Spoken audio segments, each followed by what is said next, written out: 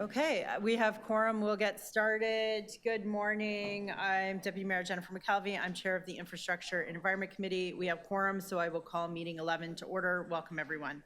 Today's meeting is being held by video conference and in person at City Hall in Committee Room 1. The meeting is also being live streamed online at youtube.com/Toronto City Council Live. Although we are meeting in different locations today, the Infrastructure and Environment Committee would like to acknowledge that the land we are meeting on is the traditional territory of many nations, including the Mississaugas of the Credit, the Anishinaabe, the Chippewa, the Haudenosaunee, and the Wendat peoples, and is now home to many diverse First Nations, Inuit, and Métis people. We also acknowledge that Toronto is covered by Treaty 13 with the Mississaugas of the Credit. If you're registered to speak at today's meeting, please listen for me to call your name. I will call speakers in the order they appear on the list. The speakers list can be viewed online by visiting the Infrastructure and Committee link at toronto.ca/council and clicking the speakers box for today's meeting. Members, a reminder, the City Clerk has provided all agenda materials on toronto.ca/council and on CMP, the Clerk's meeting portal. Clerk's IT staff are available to members if you need help with your devices. I also want to remind you to please submit and approve your motions by email. Staff are available at iec@toronto.ca to help with any motions. Are there any declarations of interest under the Municipal Conflict of Interest Act? If you have an interest, please raise your hand, unmute your mic, and let me know the nature of the interest. Seeing none, we will proceed with confirmation of minutes from our meeting on January 9th, 2024, moved by Councillor Sachs. All those in favor? All those opposed? That carries. We have 8 items plus 2 new items on the agenda today. We'll do the run through. So item 11.1, Congestion Management Plan 2023 to 2026. We have speakers. I will hold that item. 11.12, increase in penalty amounts for parking offenses and establishment of new electric vehicle parking offenses for off-street parking. We have a deputant. I will hold that item. 11.3, authority to accept Metrolinx funding for road rehabilitation on Eglinton, Ward 5, 8, 9, 12, 15, 16, 20, 21. I will hold. We have a deputant on that item. IE 11.4, Metrolinx Eglinton Crosstown West Extension Elevated Guideway response to the member's motion MM 13.3. Would anybody like to hold this item?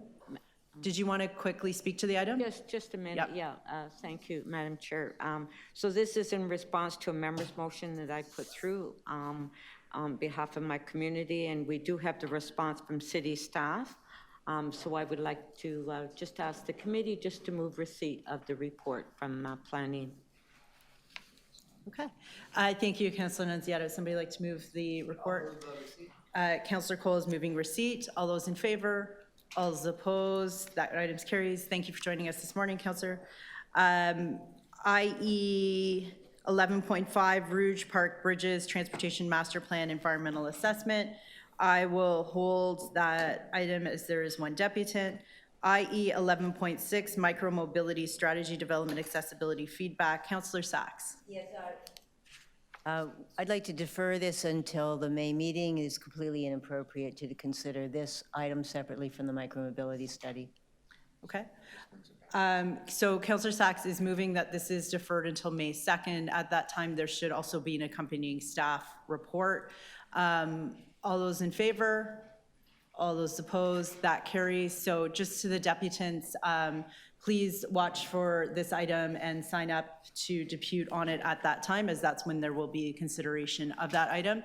And if you were to depute today, you wouldn't be able to depute on the item then. And I think it's important that you depute then when we're considering the actual motion. That brings us to IE 11.7, Centennial Master Plan, Baseball Hub Amenities. I will hold there is one deputant. IE 11.8, requiring fair payment from for-profit gas utilities for use in this on city property. I will hold as there was one deputant. IE 11.9, Ridgewood Road Sewers. So this is a new submission, but it has been posted. Did anybody want to hold this item, or can we dispense of it? Okay. So seeing none, Councillor Cole's moving it on the Ridgewood series. All those in favor? All those opposed? That item carries.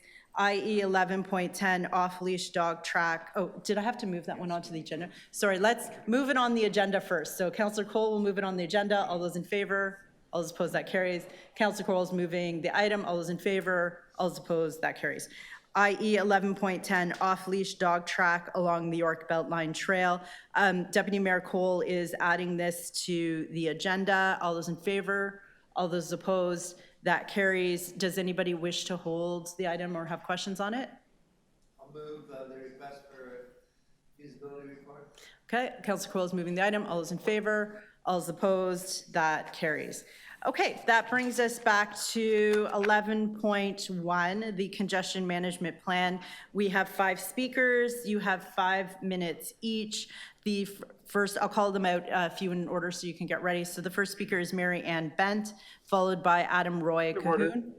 Madam Chair. Hi. Madam Chair, Peruzza.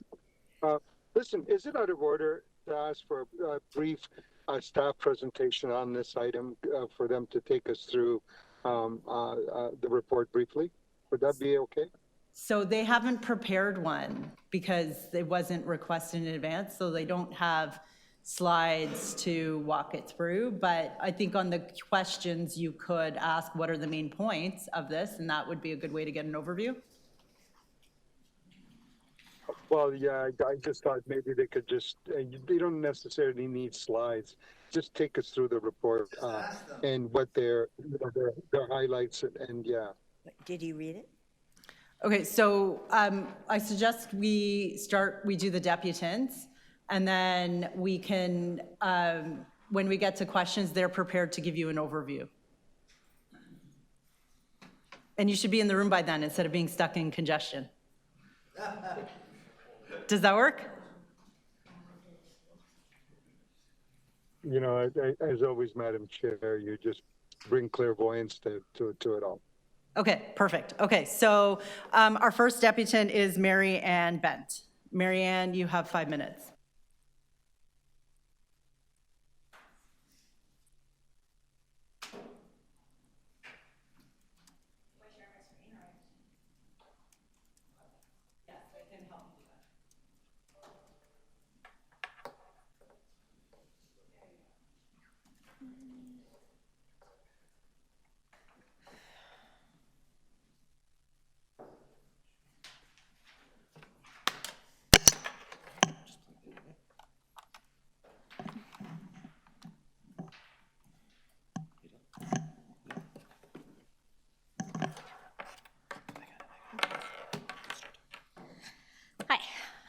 Yeah, as you said, I'm Mary Ann Bent, and I'm speaking on behalf of CNIB, which is the Canadian National Institute for the Blind. We're a 100+ year organization, a nonprofit that is changing what it means to be blind in Canada today. I'm also speaking on behalf of the CNIB Access Labs, which is our B2B social enterprise department, which is recently rebranded. We offer a holistic approach to accessibility. Whoop, let me go on a slideshow. There we go. Thanks. Okay, yeah, we offer a holistic approach to accessibility in the digital ecosystems and the built environment. We're uniquely positioned to offer inclusive design through a lived experience lens because of our access to our greatest resource, which is our nationwide participants who are blind and partially sighted. So as I said, we offer inclusive design and consultation for built environments, digital ecosystems, but we also really want to embrace our lived experience testers who can give that immediate and validation that all of our efforts are actually going towards their end goal. Embracing the line of nothing about us without us. We offer accessibility research and planning, navigation and wayfinding solutions, and our best practices to date can be found at CNIB's Clearing Our Path. Just to raise awareness, that's clearingourpath.ca. Since its first release in 1998, this resource has become an invaluable tool for architects, designers, building owners, planners, standard bodies, and others interested in making indoor and outdoor spaces universally accessible. So I'm here today in response to the advisement to work with the CNIB on congestion management, and I have to say this is a very harmonious initiative with the CNIB. No one more than our participants sees the value in having information about sidewalk disruptions. And obviously, when we think of construction, there's a focus on road interruptions, but we really need to focus also on the sidewalk disruptions because of the havoc that this can create, the barriers, the challenges that this can create for accessible navigation through our own communities. We have, just to give a sense of the importance of this, my role with accessible navigation and wayfinding came about organically around 2017 because of pilot projects, mostly with creating indoor messaging, but we realized that there's a huge gap in information and outdoor information's available. When I came here today, I used the TTC to get here. If I was blind, I probably would have had a pretty similar experience until I got off the bus stop at Queen and Bay Street. And then from there, I might have known that, I would have known with my smartphone that the City Hall is on the north side of the street, maybe even a little further north than most. No exaggeration, it probably would have taken me maybe an hour to find the door, just because it's not in a typical place. So there's just gaps in information that can make such a difference that we fill those gaps to have that equity of information. And some of the example I have on the screen is a project we created out of need.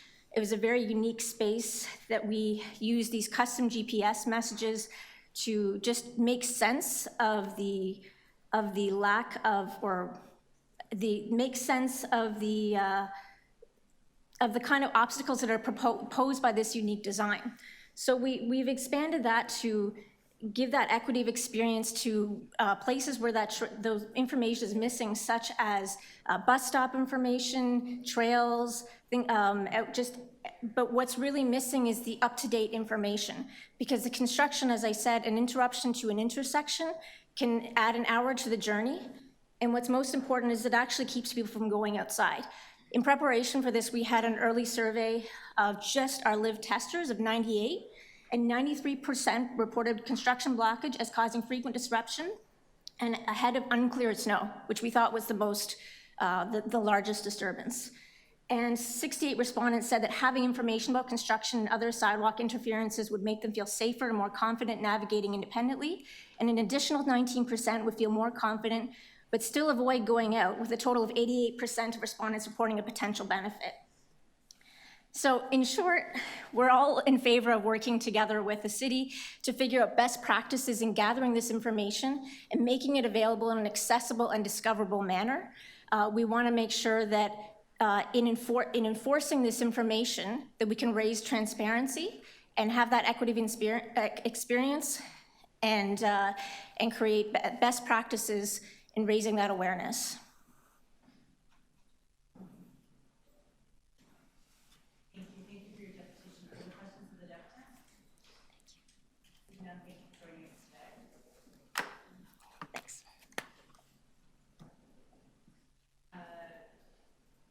I wasn't pressing the right button there. Sorry if you didn't hear me.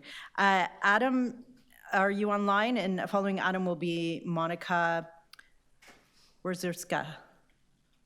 Do we have Adam Roy Cahoon online? Yes. Yes, I'm here. Hi, Adam. We can hear you. You have 5 minutes.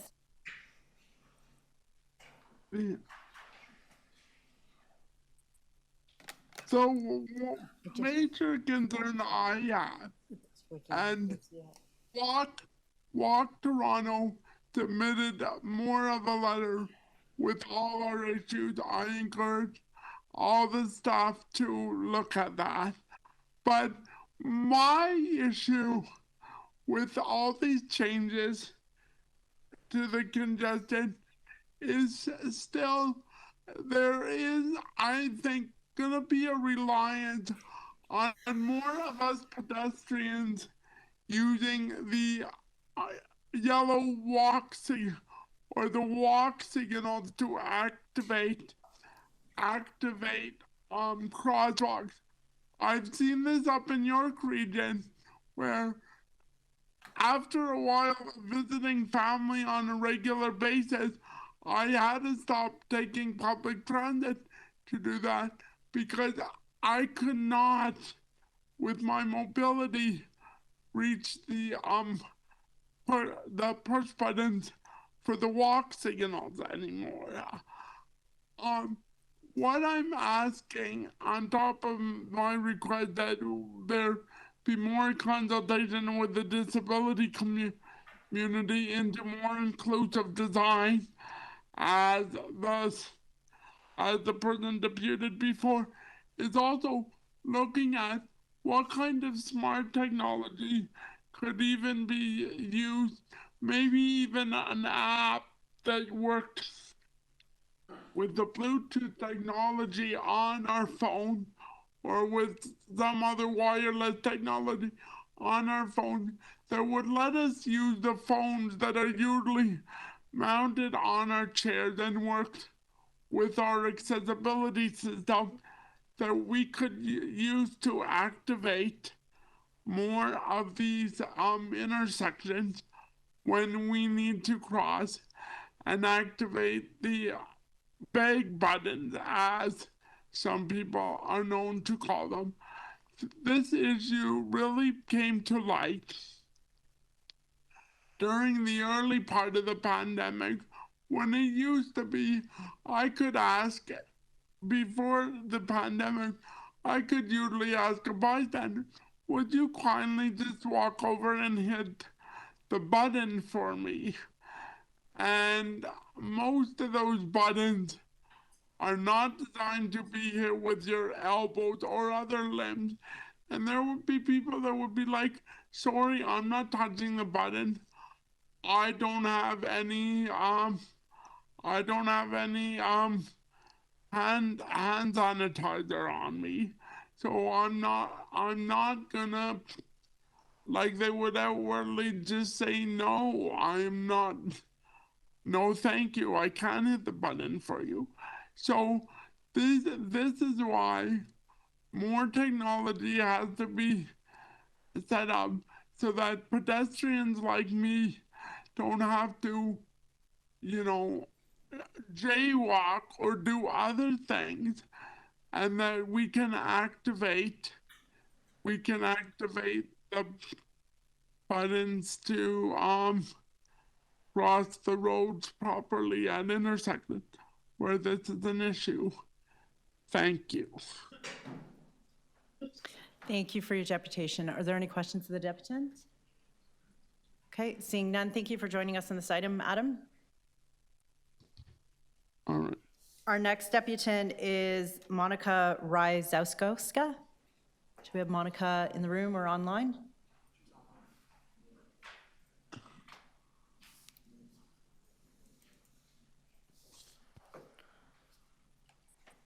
Good afternoon, can you hear me? Or good morning, can you hear me?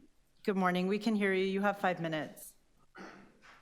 Okay, perfect, thank you. Good morning, councilors and fellow speakers. My name is Monica Wyrzykowska, and I'm Director of Transportation and Infrastructure Policy at the Toronto Region Board of Trade. Representing over 11,000 members, the board's mission is to make Toronto one of the most competitive and sought-after business regions in the world. This is why we appreciate the opportunity today to speak to the city's congestion management plan. Traffic congestion is more than just a bottleneck. It's a barrier to economic vitality and competitiveness. Councillors, you may have already heard the following numbers, but please allow me to just repeat them here for emphasis. Traffic congestion costs the Toronto region economy over $11 billion annually in lost productivity. We have the longest average travel time for 10 kilometers in North America at 29 minutes. And Toronto commuters are spending 98 hours a year navigating rush hour traffic. I think we all intrinsically understand the impact of those numbers on our individual quality of life, but the impacts to business are also real. We've heard from major employers who are reconsidering their presence in Toronto due to commuting difficulties. The recovery of downtown foot traffic post-COVID ranks 45th out of 66 major North American cities, underlining the need to remove barriers for commuters. and it's impacting our ability to move goods throughout the region. There are significant bottlenecks on the highway network, resulting in over 3 million hours of delays annually. And we know this issue won't solve itself. The GTA is expected to continue to grow, 45% in fact, over the next 2 decades, reaching over 10 million by 2046. So despite the current much-needed investments in transit that are happening, we know that we need effective management strategies now. And so we are pleased to see that this committee is considering what more can be done to enhance the city's congestion management plan. The Toronto Region Board of Trade also recognizes the urgency of this issue, and we want to contribute by being a constructive and collaborative partner. This is why we have recently launched a business-led congestion task force. We have assembled a group of senior business leaders, all committed to tackling congestion head-on. And we will be meeting over the course of this year and look forward to engaging you and other stakeholders to identify the most high-impact actions now and in the long run. Now, with respect to the update to the city's congestion management plan, we urge the city to be bold, to allocate appropriate resources, to set aggressive targets for each action area, and to report on progress publicly. As the plan states, Toronto is the busiest city in all of North America with respect to construction. So coordinating it is clearly a priority. Looking at the city's current construction hub program, is it effective? We are pleased to see that you are considering what more can be done to speed up the actual construction work, to better monitor and enhance compliance with permits to ensure our roads are not blocked, and to provide any other necessary supports so that work is appropriately coordinated. We would also ask that the adoption of new technologies is prioritized, something that the previous speaker also highlighted. Many cities have adopted smart technologies, so let's learn from those experiences and apply them to Toronto as fast as possible. In addition, we would like to see a greater discussion of the city's priority travel routes. My understanding is that there's currently one stretch of Dundas that has been designated as such. We're wondering if that has been effective in diverting traffic and what more can be done to ensure that users are aware of this alternative. And these are some of the questions we're looking at through the task force as well. So thank you for the opportunity to speak today to highlight the impact of the congestion crisis on the region's economy and on the business community. And we look forward to working with you together to address it. Thank you. Thank you for your deputation. Are there questions of the deputants? Seeing none, thank you, and thank you for your work at TRBOT for this. Our next presenter is Michael Longfield. Michael in the room. Thank you for joining us. You have 5 minutes.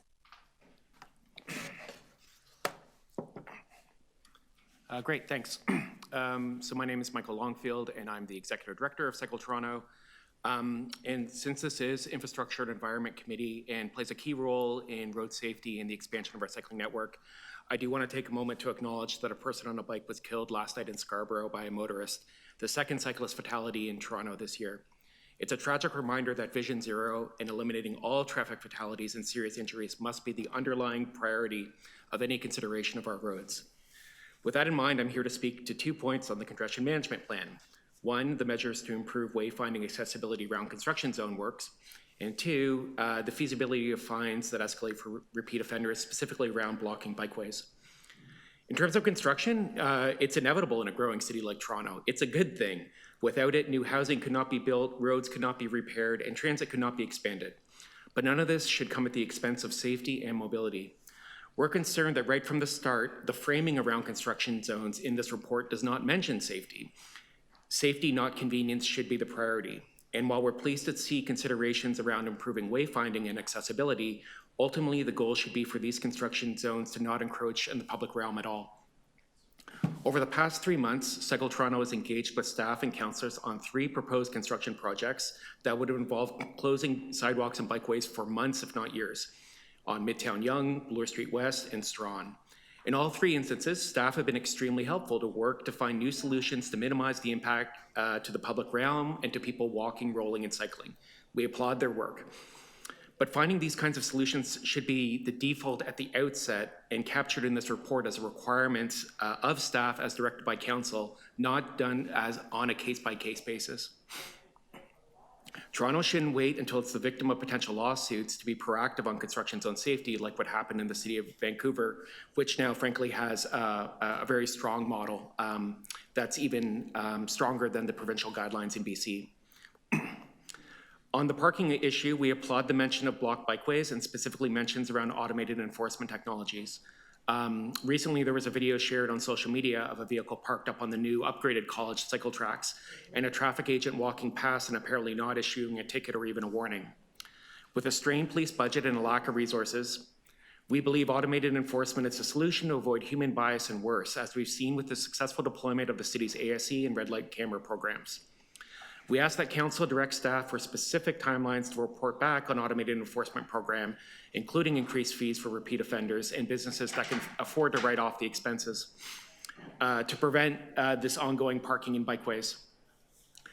I understand how some folks might look at the construction zones and block bikeways as mere inconveniences, but Cycle Toronto consistently hears from supporters that if our bikeways are not safe and passable for all, not just in the winter but year round, they will choose other modes of transportation. Toronto has seen historic expansion of our cycling network in recent years, and this committee deserves strong praise for its leadership on that. And sincerely, thank you all. But we know a safe, connected cycling network is essential to enable more people to choose to ride a bike. And because of unsafe construction zones and parking in bike lanes, too much of that network is unsafe or uncomfortable for people of all ages and abilities. Even a short trip can feel unsafe or impossible. Ultimately, fundamental to our city's congestion management plan must be enabling more people to choose other modes of transportation other than single occupancy vehicles. Riding a bike shouldn't be an act of courage, but instead a safe and convenient way for more folks to choose to get around their neighborhoods. Thank you. Thank you. Are there questions of the deputant? Seeing none, thank you for joining us. Our final speaker on this item is Kathy McDonald. Thank you for joining us. Kathy, you have 5 minutes. Thank you. So I'm here to speak on behalf of the Federation of North Toronto Residents Associations. We support the recommendations in this report, but certainly echo the comments of the last speaker that reducing congestion also means making other forms of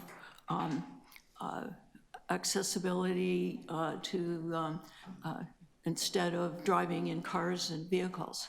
It's really important alternatives. And sort of one comment is about the congestion that we can currently see on the Yonge subway line. And it's impossible to get on in the mornings. And we really need to strengthen public transit as an alternative and one of the most significant ways of reducing congestion. I guess another one is the introduction of congestion charges like New York City and London, but I don't know whether we're there yet. So I wanted to raise another issue that was noted in the report, but isn't really related to congestion, but a reference to the use of broadband reversing alarms as a way of reducing noise in construction sites. And it was sort of given as an example as a different tool to address a problem. But I guess my problem is that the noise bylaw review ignored this option, and there was no reference to it, even though a number of us requested that the city press for the use of the broadband reversing alarms, which are significantly less noisy than the backup beepers. And I've heard so many complaints of people living near construction sites about the noise of the backup beepers. So a request that the city does address this important, the important promotion of this new technology. Thank you. Thank you for your deputation. Are there questions of the deputant? Okay, seeing none, that's our final deputation on this item.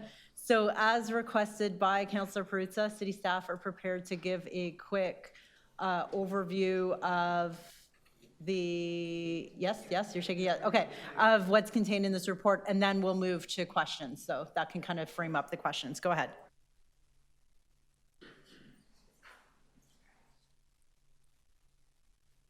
Okay, so good morning, everyone, and thank you, Chair. Just to give a quick synopsis of the report that's before you. So first off, there's a number of report backs from the time the report was presented back in October all the way through, and this is essentially just a bit of a compendium of the various issues. So the first issue that was brought up that we were to speak to is on wayfinding and the possibility of introducing wayfinding at construction sites, both long-term and short-term, where there's diversions to either pedestrian or cyclist traffic. So on that vote, in the intent of the motion, there was a piece of communicating with Metrolinx in that regard. Metrolinx has already started down that path, and we're going to continue working with them to try and improve in terms of the wayfinding signage.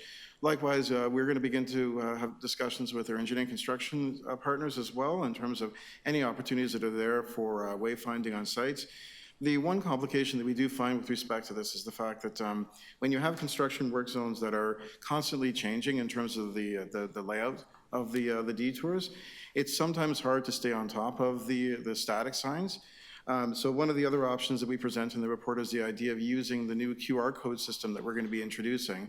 So you hold your phone up to the sign, and not only does it provide you with details on the construction work zone, but it can also provide you wayfinding details. And on that same note, there's obviously the question about accessibility, and we just heard from our friends from CNIB.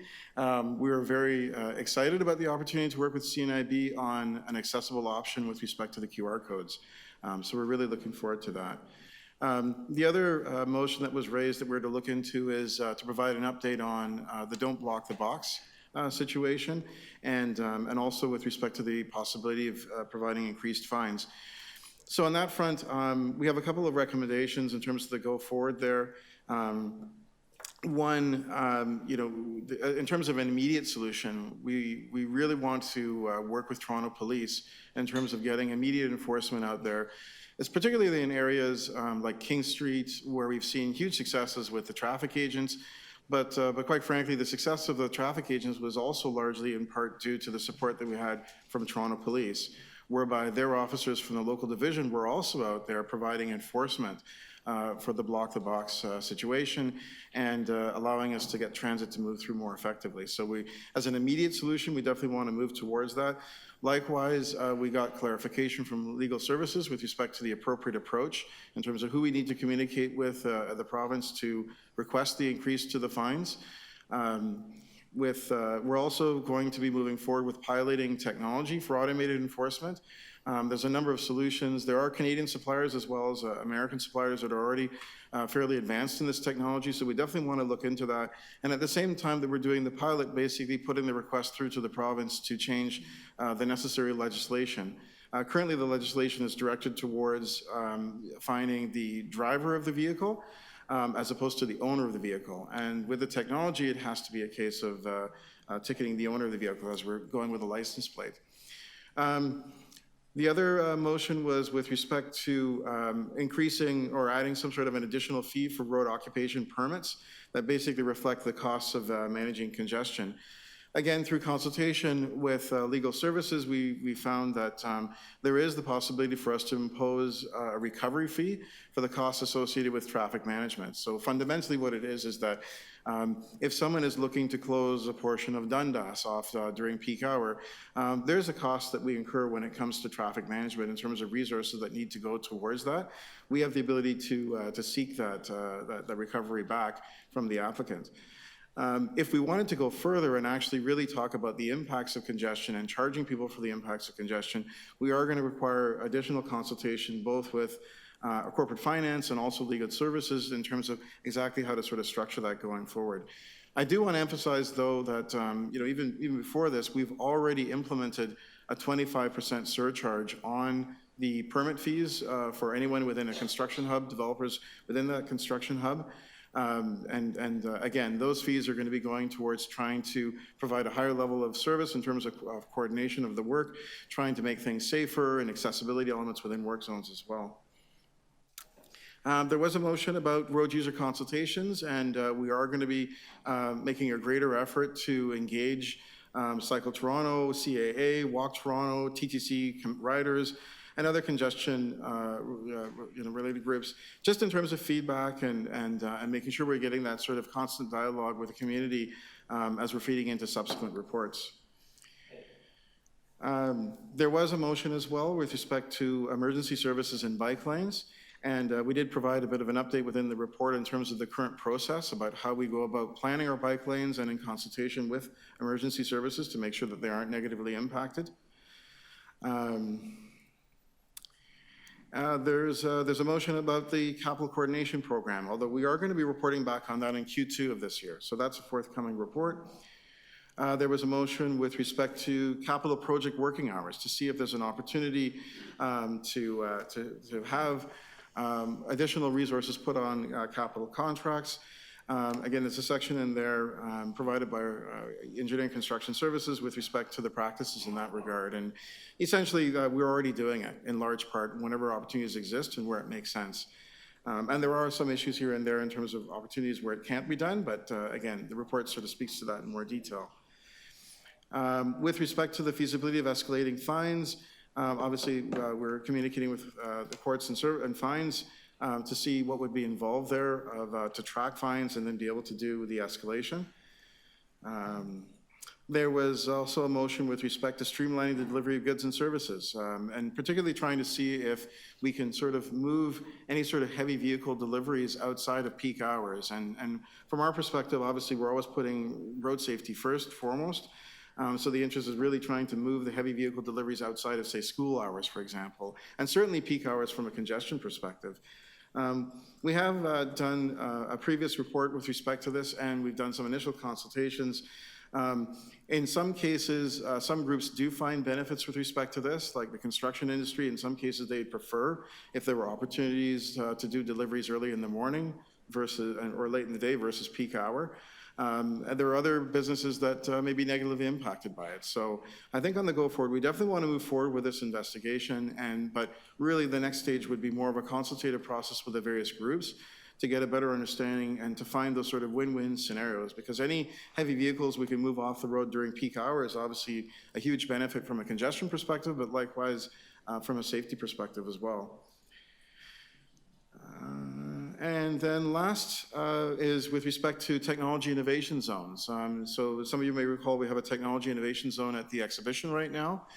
We put a request in to basically provide the opportunity to maybe widen that scope, that we can do pilots for new technologies across the city. And likewise, there was recently an announcement by the federal government and the province about a funding opportunity for any sort of businesses that want to test technologies that can improve from a traffic management perspective. So as part of that, the city would have to engage the Ontario Centre for Innovation in a memorandum of understanding that would basically sort of say that, the city's willing to engage these vendors in doing these pilots. And we are very supportive of that arrangement.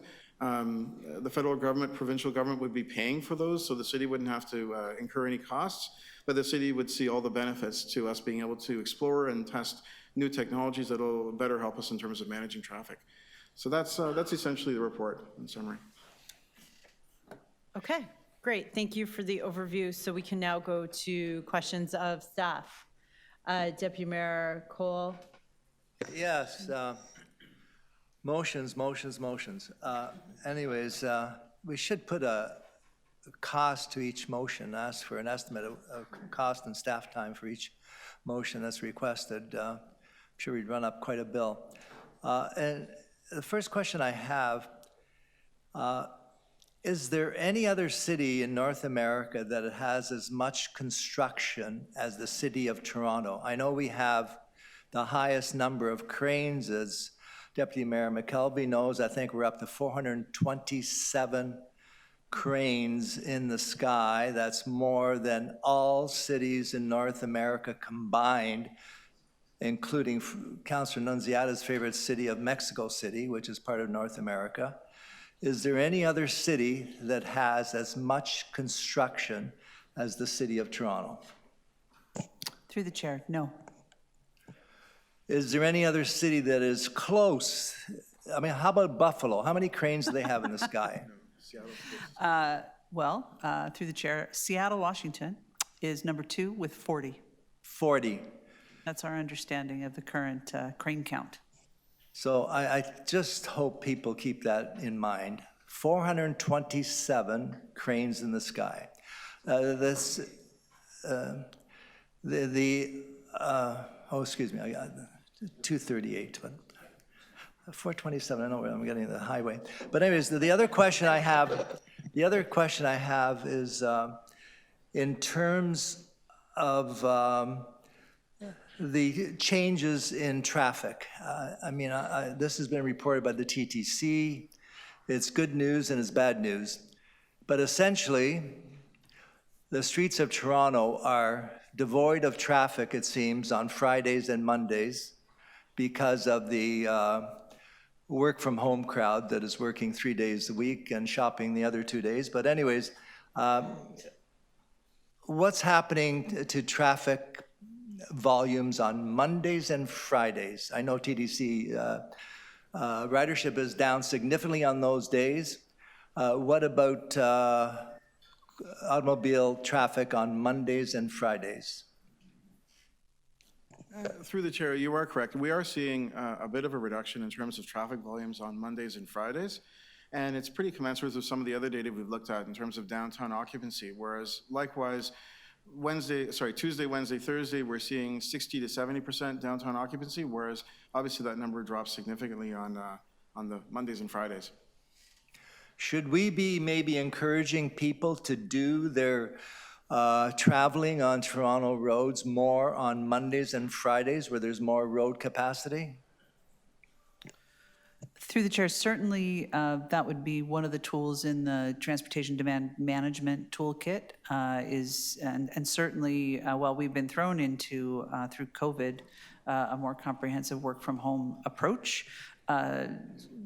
Time of day travel and sort of managing time of day travel is one of the things that we can actually do to try to promote the times for especially, and in this report we cover it for freight, is looking at how we can promote freight delivery at times when the roads are the least congested, because that makes sense for not only the city and other people traveling around, but also for the constructors who are trying to get their materials and equipment to sites to begin their day early in the morning. Okay, thank you. Okay, Councillor Perruzza, followed by Councillor Sachs. Councillor Sachs, Councillor Perruzza would like you to go first. No, why? Because if she asks my question, then I don't have to ask. We'll remember you said that. Okay, go ahead. All right, thank you. Thank you, everybody. First of all, in terms of recommendation 2, there's no timing. We all know that having a recommendation for staff to do things without giving us any timing, we don't know when it's going to happen. So what is a reasonable date for there to actually, not just a strategy, to actually have enforcement of these offenses? Through the chair, I can start, and then my colleague from Toronto Police Services, Brian Manise from Parking Enforcement, is here, and maybe he would like to add a bit. But what we have talked about as a sustainable solution for enforcement of people blocking cycling facilities is automated license plate readers, which is a program we currently do not have in play comprehensively. And so it's something that we would actually have to go out and do a call for vendors and a bunch of policy and programmatic work in order to institute that and actually bring something back to council. So the sustainable solution is not a short one. We continue to work with our partners at Toronto Police Service to try to address spot issues, as you know, but I know that's neither comprehensive nor sustainable. So to the point that our colleagues at Cycle Toronto made, this is something that we take seriously because we know that people need unobstructed cycling facilities all year round if they want to be encouraged to shift mode to transport to use a bike. But it is a longer term, and I don't have a good answer for you, but I can see if. Well, I will let I mean, Mr. Mona, is always good to see you. Council last year approved the use of automated license plate detectors for this purpose, but what is the timing for stronger enforcement of blocked intersections and illegal blockage of bike lanes and transit lanes? So through Madam Chair, Councillor Sachs, thank you for your support of our ALPR technology. As I've indicated to you in the past, we're in the process of going through the procurement process. We hope to have an RFI issued within the month. We're working with our partners at Transportation Services and also the Toronto Parking Authority. We thank you for engaging with the CFO on funding for this. We still need to have our conversations with the CFO in terms of funding. So the RFI will be issued within a month. We anticipate that the technology probably won't be in place until mid next year at the earliest. So you're saying that for another year and a quarter, cyclists are just going to see no relief. So what can you do in the interim to provide better enforcement, these constant life-threatening blockages? Yeah. So, Councillor, I didn't indicate that the cyclists will be having the burden of blocked vehicles in the interim. We do have a large parking enforcement staff, probably the 4th largest in North America. We do issue more bicycle lane tags year after year. And again, it is like playing a cat and mouse game. A lot of these vehicles that park in the bike lanes, especially the couriers, do not care about receiving parking tickets. Even though this committee will be considering an increase to the bicycle lane tickets, it's the cost of doing business for them.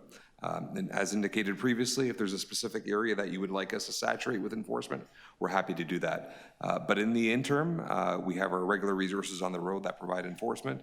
A more optimal solution won't be in play until we have ALPR technology, both mobile and fixed. You're running out my time. When can you give, I just want a short answer, when can you give us a schedule? For the implementation of ALPR technology, well, that's based on the procurement process. Next year sometime, probably mid next year, if not towards the end of the year. I'm sorry, I'm being realistic. All right, so no schedule, not till the end of next year. Councillor, I didn't say there wasn't a schedule. I'm saying I don't have a magic ball here. It's okay. I need to go on, but I will call you. Now, back to Mr. Brown, you talk about implementing peak hour delivery restrictions. How are you planning to balance that, as we've seen with the garbage trucks? It's great to get things off peak hours, but if they're then waking people up in the middle of the night, there's a serious health impact. How are you going to get delivery off peak hours without waking people up? Yeah, through the chair, so the intent is to work with the industry on noise reduction technologies. One of the speakers was talking about the broadband sort of noise suppression. There's a whole bunch of different things that they can do. They can add to vehicles to basically help mitigate some of that noise. I think the other thing we're looking at too is in terms of determining where we would allow versus not type thing. If it's like a heavy residential area, we may avoid it, whereas there's other areas like in and around the Portlands or something like that where there's less residential to try and facilitate some of this. But it's something, it is a work in progress though. Well, I'm glad you mentioned Kathy's points about the backup sounds. Are you in discussion with our MLS staff about doing more about those sounds? That's your last question. Through the chair, yes, we are. Yeah. Okay, Councillor Prusa, do you have questions, or Councillor Sachs? Ask them all. No, that wouldn't have been my line of questioning there. I'm not a, well, I agree that, anyway, then no. My question is simply this. Bathurst and Dundas, they did work on the southwest corner, some construction project. The pedestrian sort of network was put out onto the road, onto Dundas, pinching Dundas by a lane, pinching Bathurst a lane, so creating a sort of a bottleneck of traffic. And I get it, and to allow the pedestrians to be able to get around this corner, right? Is there any thought in all of this to ensuring that when people come forward with the construction project, the 427 cranes in the sky, 240. Oh, 240, oh, sorry, I got it, 240. Because I was saying, Jesus, where do you get 427 cranes? There's a crane shortage, those are very expensive to lease, right? And most of them are leased, so I don't know where they bring them from, but that's a tough one. Total in North America. Right, yeah, no, exactly, oh, okay, so, yeah. Okay, but that, yeah, exactly. And the cranes often determine the pace of construction and the pace of project, because the lack thereof, right? Should be part of the weather forecast every day in Toronto. Precisely, so, but we digress a bit. let's get to the question. I've lost a minute and 30 seconds. So Bathurst and Dundas, is there anything in here that will have construction projects reconsider that and say to them, sorry, the pedestrian, the sidewalk has to be continued either on the right-of-way or in through your project somehow, and phase your work in a way that you don't sort of impinge on the road, right? So just a simple question, is there anything in here that will force, construction outfits to do that? Just a yes or no, because I have a few more questions. Okay. In principle, yes. The intent is to try and improve in that area. All right, be good to see. On College Street, they repaved College between Bathurst and I think it was like Shaw. Maybe Shaw's going a little too far, maybe like Montrose or something. But they repaved College Street, just west of Bathurst. The contractor dug up the south side of the road, dug up the north side of the road, pinched College Street to a one-lane eastbound, one-lane westbound. While they worked on the south side, the north side was just blocked off. Nobody was working on it, except, the pylons in the middle of the road, and it dug up. And then when they finished the south side, or quasi-finished because they subcontract the work, they moved to the north side. The south side was still blocked off because you couldn't get through it because it hadn't been finished. Is there any thought in here, and it's just a yes or no, that says to our contractors who go out and do our work, you can't do that. You do the work on the south side, you finish the south side, then you unclog the south side and you move to the north side and you finish the north side. I get it in terms of their subcontracts, their asphalt, the way they buy it, the way they pour concrete. You want to pour it all at once, dig it up, form it, pour it all at once. But is there anything in here that says, in the future, we're going to ask you to do it different so you keep the roads unclogged? Yes or no? Through the chair, not in this report. We can address some of that when we come back with our construction coordination report. And my last question is this. They're going to be doing work on Keel Street, just north of Murray Ross. Contract just went through or one of the purchasing orders went through one of the other committees. I forgot what the name of it is. They're going to be there a couple of years. They're going to plug up northbound Keel to one lane there for a long time. Is there anything in here that says that because you have a really, really wide boulevard on sort of the northbound lanes on the right side, that you would dig up the curb, gravel it over, open up 2 lanes, let them do the work, keep the traffic flowing, and then restore the road? Yes, there's a cost, right? But think of the congestion costs by not doing that. Is there anything in here that says that in the future, we're going to think about that? Through the chair, we think about all those types of things when we set up construction now. I wouldn't say this report specifically addresses setups of specific infrastructure projects, so no. So in that one, that hasn't been proposed, right? Like you haven't proposed digging up the curb and keeping the 2 lanes going. That's your final question. Okay, sure. Okay, additional questions, Deputy Mayor Morley? Go ahead. Thank you, Madam Chair. Just finding the unmute button. Just wanted to quickly pick up on a piece from one of the deputants related to impact of public realm. Obviously, we've heard a lot of discussion this morning about how busy we are as a city with respect to construction. And the sort of suggestion was that our goal should be to have zero impact on the public realm through construction activities. And I know just by navigating, permit requests for lane closures and things like that in my ward, it is a very difficult thing to accomplish or achieve. And I just wanted to give an opportunity for staff to weigh in on whether or not it's actually a reasonable goal of ours to have zero impact on public realm as we navigate and manage construction. Through the chair, thanks, Councillor, for the question. I think our overarching principle is that we try to impact as little as possible the public realm, and we also try to manage construction impacts in the public realm, whether they are for capital works or we're talking a lot about cranes in the air, but capital works clearly have a huge impact on people's ability to get around and still necessary for us to renew that infrastructure. So we have gotten a lot more specific and will continue to evolve our practice this way of looking at the different phases of construction and how we can ensure that the contractors are impacting the public realm as little as possible. And as you know, we've worked through with every councillor ways that we can minimize that impact with the knowledge that there often will still be some impact.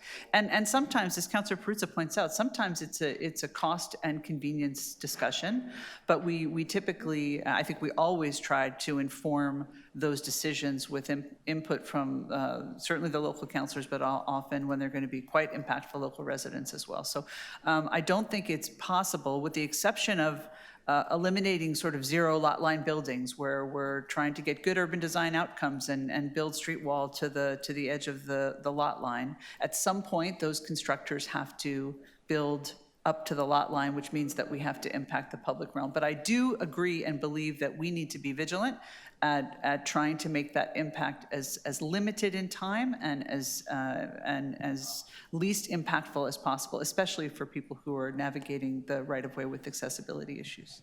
So thanks for the question. Yeah, thank you. No, I really appreciate that. And I think there are some good tools in this plan that help us to ensure that growth is paying for growth, with respect to some of the ways that the cost recovery is happening, as well as some of those mitigation measures. So I just wanted to get that on the public record because it is really difficult to manage those expectations within our community. So thank you for the good work here. And those are all my questions, Madam Chair. Thank you.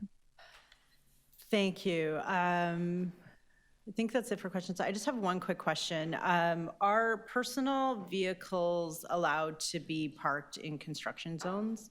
And do we have anything that we can do to enforce that? Because sometimes I see the lane closure goes beyond the construction area because all the personal vehicles are there.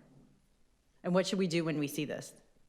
To the chair, no, their personal vehicles are not supposed to be parking in construction zones. That's not why they have their permits. And certainly our transportation standards officers can go out and get those folks to move out of those sites if they are in fact there. I think we see this sometimes with short timeline utility projects, and we know that certainly the constructors have tools and other things that they bring to the site, and other cities look, and we do as well, with the big construction projects of having staff off-site and being sort of bussed into the site. So there's all different types of tactics, but certainly if people see that, they should call that in. Okay, and who? To who? To 311? 311. Okay, great. Seeing no other questions, we'll move to speakers. Deputy Mayor Cole. Yeah, I have a motion. I don't know if it's a very short motion, if it's ready. That'll cause motion congestion.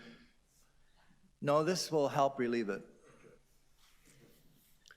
Okay, moving that Infrastructure Environment Committee, City Council requests Transportation Services to report back to Infrastructure Environment Committee with a strategy that would promote and encourage more road usage on Mondays and Fridays as a way to mitigate road congestion. Okay, I think that is one of the growing trends that we have to start to realize in our planning as a city. Also, the citizens of Toronto have got to understand that this is an opportunity in a very challenging situation in our roads, that you can get around better in the city on Mondays and Fridays. And again, I've been noting that anecdotally, but again, it's confirmed by TTC stats. Take a look on Mondays and Fridays. I think Fridays is maybe the quietest day of all. I mean, you just go down main streets and see where is everybody today, but then you realize it's Friday or Monday, or they're all at Costco shopping. I don't know where they are, but anyways, so at least we got to look at this reality, and it's an opportunity to basically try to encourage people, and especially construction companies and people that have to move freight, to maybe change their patterns so they can get more of their deliveries done on these slower traffic days, Mondays and Fridays. So I think we've got to start to plan our days and that way. I know it's ironic where people are saying, well, we've got to do more to get people to ride transit, and we've got to more service, lower fares. The reality is Mondays and Fridays, they're not using transit because they're working from home. So that is a real challenge for the TTC. The next thing I want to look at, like our staff, look at all the work they've been doing on this very challenging file. Everybody's got, something they want improved, and they've been asked of these, for these reports, for these actions repeatedly for years. They keep on trying their best. I know they were very quick to respond when we created the first safety construction hub in North America here in Toronto at Yonge and Eglinton. And that was something that's worked because we had the interchange of the Eglinton boondoggle that was still under construction and still will be under construction, I'm sure, for the next 10 years. And they had all the construction happening at Yonge and Eglinton. All at the same time. It was just mayhem with cement trucks lined up, dump trucks lined up, Metrolinx sitting around doing nothing with all their trucks and blocking roads. And so anyways, that was a success that we were the first to initiate that construction hub, and staff also has a couple of more safety construction hubs that are operational now that helps manage those hubs with a lot of construction. So the reality is that all these reports we're asking for are going to perhaps help. Some will be more effective than others. But the reality is we are the victims of our own construction success, that we are the construction capital of North America by far. That we are, we're saying housing, housing, housing, build, build, build. And the downfall of that is you are inviting all kinds of traffic, especially truck traffic, into our city, into our most dense neighborhoods where all the construction is taking place. Plus, on top of that, we have the world's largest public transit construction projects going on in the city of Toronto. The Ontario line, the Eglinton boondoggle line, we've got the Yonge extension, we've got construction by transit like no other city in the world has at the same time. So housing, construction. So we have to realize that is one of the, and plus the economy of Toronto is on fire. Anybody who wants a job, there are jobs. The biggest problem I see with people coming to me, they used to come to me looking for jobs. Remember, Councillor? Now they come to me saying, can I get some workers? I can't get people to work. I need workers for my restaurants, for my grocery store. I need people in my factory. I need workers, please, on my construction site. I can't get workers. I can't get people to come and fix my toilet. Everybody's looking for workers in Toronto because the economy is on fire. So that is the good thing, that the economy is on fire, but the bad thing is our roads are difficult to navigate. So we could do all kinds of things, and we're trying our best, our staff, but just keep in mind when we're asking staff for all these things, that's the reality we're asking them to solve. Not easy. Thank you. Okay, thank you. Additional speakers? Councillor Perruzza, Councillor Sachs, and then Councillor Deputy Mayor Moore. Yeah, I don't have any motions, but if I did have two motions, these are the motions I would move. One, you need to build into our construction projects a component that says that you're going to get awarded this project if you don't clog up lanes. Show us how. There'll be a cost to that. There will be a nominal cost to that. For example, the project on Keel Street that's going to clog it up. If you award that work and say, and by the way, you need to keep minimum 2 lanes of traffic going north, right? And somebody has to rip up the curb and put a temporary road in the boulevard, a gravel road in the boulevard to keep people moving, there'll be a cost to that. But if you build it into that contract, right, it'll work. If you built into a contract like on College Street to say you'll do the south side first or the north side first and vice versa, but you got to keep the majority of the road open. If people bid that way and get the work that way, they'll keep the road open. They have to keep the road open. It's the only way you're going to do it. It's not enforcement. It's not review. It's not inspectors. It's not engineers. It's not Councillor McKelvey looking at the private cars parked on the laneway, blocking it from the construction workers who blocked up that work lane anyway. So why not park their vehicles if it's clogged up and you got gravel in the middle of it and you got a little space? Like, why not? The trick is not to get the gravel there. Not to get them to dig it up, not to get them to block it off, and then they won't park on it. And you'll keep it open to traffic. With private construction projects, you got to get them to show you how they're not going to move out into our public roadway. There might be a marginal cost to that too. But I think it's the only way you get there. We need to do it up front. It's not about a fee schedule. It's not about fines and enforcement. Because once you've given up your roadway, as Councillor Cole suggests, to, for example, the Metrolinx project, and they haven't shown you how they're going to do it. They make no efforts to, maintain lanes of traffic open. They move construction trailers out onto the roadway. They pile it up with gravel and construction materials. And then they clog it up indefinitely. Yeah, you can send inspectors, you can send engineers, you can send bylaw folks out there. It's way too late. It needs to be, I believe, part of the awards. So if I had the motions, those are the motions I would move here today. And Madam Chair, this is a serious issue. As that person on the call earlier from I forget where they were, from the Chamber of Commerce, I believe, suggested, like in terms of what the congestion costs are. I don't know, do congestion costs outweigh pulling up a curb on Keel Street and adding a temporary lane so you can keep people moving a little quicker?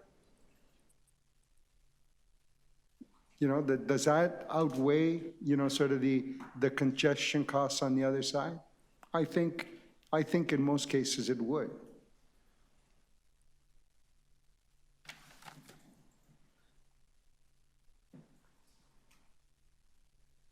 Thank you. Our next speaker is Councillor Sachs. Yes, thank you. I mean, congestion is really important throughout my ward. We have an incredible concentration of construction projects of every kind. Oh, yes, sorry, I have to do my motion first. I have a motion. Thank you, Matthew. Sorry, you have to keep reminding me. Yes, I have a motion. We need a schedule. I mean, it's great for staff to tell us there's going to be a strategy to get to enforcement, but as you all heard, I couldn't get anything resembling a schedule. We need to see this moving. Somebody died. People's lives are being put at risk every single day because of the lack of enforcement. And so I am asking my colleagues to support requiring staff to come back. I mean, I'd like to have it before July, but I know that there's a lot of things going on, with a schedule, so we can see that every possible means is being used to move this forward. Council, on my motion, approved moving towards the automated license plate detectors last year, and here we are, and there hasn't even been a request for information released. So the sense of urgency of people who are out on the street, on foot and on bikes, is not being reflected, as far as I can tell, in the movement towards better enforcement by our admittedly very hardworking staff. So I'm asking for a schedule.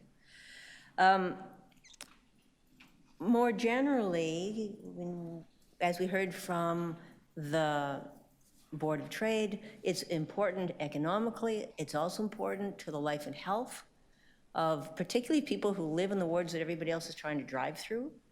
And we have many interlocking problems, including the noise problem that was identified by Kathy McDonald. So I am glad to see that we are moving on this. I wish we were moving faster, but at least this is some movement in the right direction. We just need to take it more seriously, given that we are in very difficult circumstances, and some of them is not caused by us. The adverse impacts of Metrolinx are huge, which also includes the impacts that they're having on slowing down the TTC construction, which itself is blocking roads. So we need to move all of these different pieces together. Anybody who, as Councillor Prusa says, is blocking the roads, it should be more expensive to block the roads because it has huge adverse consequences. It's not just the costs that we incur directing traffic, it's also the cost that the entire economy occurs because of all that construction. So we've got a number of dates in here. I hope that none of these dates slip. We often see that reports are promised by a certain time and they don't happen by that time. I will be following up regularly to say, are we getting these reports on time? Are they going to move us to actual action? We need action. And I know reports are a lot of work, but we seem to need the reports to try to make sure that the action is happening. So please work with us on this. Thank you. Okay, thank you. Deputy Mayor Morley. Thank you, Madam Chair. I'm going to not be supporting the motion from Councillor Cole. It feels a little counterproductive or counterintuitive to ask staff to invite more folks on the road if we're seeing a little bit of alleviation of the congestion we're trying to solve on the Mondays and Fridays. I know I have enjoyed being able to get to City Hall in 15 minutes instead of 45 on some of those days. And so I think, you know, some of the silver linings of the pandemic and the work from home environment and things of that nature are actually, I think, helpful to us. And I don't know that it's the best use of staff time, so I won't be supporting that motion, but appreciate the sentiment behind it. And I just wanted to thank staff so much for this important work and double down on the comments from my colleague, Councillor Sachs, around enforcement. I do think that there's a really critical part for our enforcement officers to continue to play in partnership with our Transportation Service Department. And so certainly will be happy to champion that ask and that work at the TPS board. And I think those are most of my comments. I just wanted to thank staff for this ongoing work. We are a growing city. We're bustling. It's exciting, I think, for the future growth and development of the city, but certainly the congestion and the impacts on Torontonians is a pain point and important for us to continue to put our best efforts to appropriately manage and mitigate. So those are my comments. Thank you so much. Thank you. So I just have a few, I have a motion. So City Council requests the City Manager, General Manager, Transportation send a letter to the Province of Ontario to request fines under the Provincial Offences Act for an improper stop in an intersection be increased from 90 to 450 in an intersection there's improper stop in an intersection and 120 to 500 for an improper stop in an intersection in a community safety zone. We have a typo in there, we'll fix that. So this is the same motion that we brought forward last spring, but it just gets that letter off, which the province needs to consider our request. And this is a recommendation that's in the report. It's buried in the body. So this brings it up to the forefront. With that, I also want to thank staff for their continued work on congestion, for bringing this report forward today, which the mayor and I asked for just because we had lots of different moving pieces, lots of different timelines. So this kind of brings it all together in a coherent package so we can get a good spectrum of everything that is going on. Congestion does continue to be a significant challenge in the city of Toronto, but that is because good things are happening. You heard there's 240 cranes in the sky, $30 billion in construction happening for public transit, and it really does show that Toronto is thriving, and hopefully with the implementation of the measures that city staff are proposing here today, we can keep people moving where they need to go, and that will ensure that our economy keeps thriving too. So with that, we'll vote on the recommendations.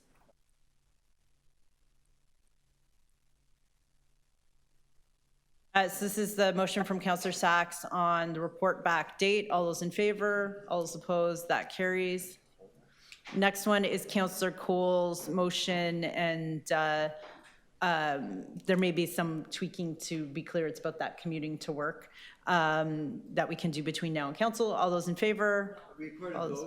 Okay. All those in favor? Councillor Perruzza, Councillor Cole, myself. All those opposed? Councillor Morley, Councillor Sachs. And I have a motion just requesting the letter be sent off for Block the Box. All those in favor? Okay, all those in favor? Which is this? Block the Box. What? Block the Box, the congestion in the intersections, going into the intersection. All those in favor? Councillor Cole, myself, Councillor Sachs, Councillor Morley. All those opposed? Councillor Perruzza. Item is amended. All those in favor? All those opposed? That carries. Okay, that takes us to item 11.2. Increase in penalty amounts for parking offenses. We have one deputant. Actually, I don't know that they're a deputant. They might be here for questions. Brian Moniz? Madam Chair, no need for deputation. Okay, and you're just available for questions. Okay, great. So we have no speakers on this item. So questions of staff. Deputy Mayor Morley? Thank you, Madam Chair. Through you to staff, thank you for this work. I'm just wondering, from an openness and transparency perspective, the data provided in this item feels like there's a few things maybe missing or falling a little short. In order to determine how the fines are changing, we're sort of forced to compare the attachment 3 side by side with attachments 4, 5, and 6. So I'm just wondering if in future transportation services could make an effort to provide a table that clearly shows the old fines and the proposed new fines side by side for each bylaw for a little bit ease of review and understanding, both for members of the committee but as well as members of the public who are following this. Is that something that you guys can undertake? Through the chair, yes, we can do that in the future. The way it's structured right now in the attachments is to show the ones that are deleted from the schedules and the ones that are inserted, but we can do that in the future, definitely. Great. That's very helpful. I'm a very visual person, and so that's very helpful. In terms of has Transportation Services set a date for the next time there will be a review of the penalty amounts? And if not, would it be appropriate to establish a regular review schedule, or at the minimum, a target for date of the next review? Through the chair, this particular review was requested by this committee. We hadn't reviewed these things for almost 2 decades. There have been some parking infractions that have been increased over time, the more prominent ones being parked in bike lanes, rush hour infractions, but we could do it on a more regular basis. Maybe more reasonable might be every 5 years. Yeah, I think that's helpful, and happy to move a motion if appropriate, or if staff can just take that as direction. I think it's helpful as our city is growing and changing. We've heard the trajectory we're on, going up to 4 million in the next, couple more decades. So I think it would be appropriate and helpful. Is this something you can undertake, or should we move that officially through a motion? Through the chair, Councillor Morley, or Deputy Mayor Morley, I think we can probably reflect back on this through our parking strategy that will be coming back in terms of the appropriate frequency of review of fines. And we can bring that back, I think, without a motion. If you would like us to prepare that table, more clearly articulating the fines between now and council, we can certainly do that if that would be helpful. I do think it would be helpful for ourselves and members of the public. I also appreciate the commitment around the reporting timelines, or sort of review timelines rather, as part of this ongoing work. So thank you for that, Barbara. Those are all my questions. Thank you. Are there additional questions of staff? Councilor Perruzza? Yeah, thanks. Yeah, exactly. Because I've been sort of fumbling around with this, trying to understand it. So for example, if you're at at a place where you're supposed to pay for parking, but you haven't paid for parking, the fine was $30. Now it's going to $75, right? Like 125% increase or something, correct? Through the chair, that's correct. Okay. And so in going through this list, is that typically what's happening with all kind of parking infractions? The increase is somewhere like around, doubling? Is that, what would be the average here? Like, how would you read this? Like, what would you say? Like, what are you doing? Chair, we've tried to take the average of most jurisdictions that we've looked at, and basically it's generally double. I know, but forget the jurisdictions for a second, right? This is Toronto. I live here, right? Like, what's happening to me?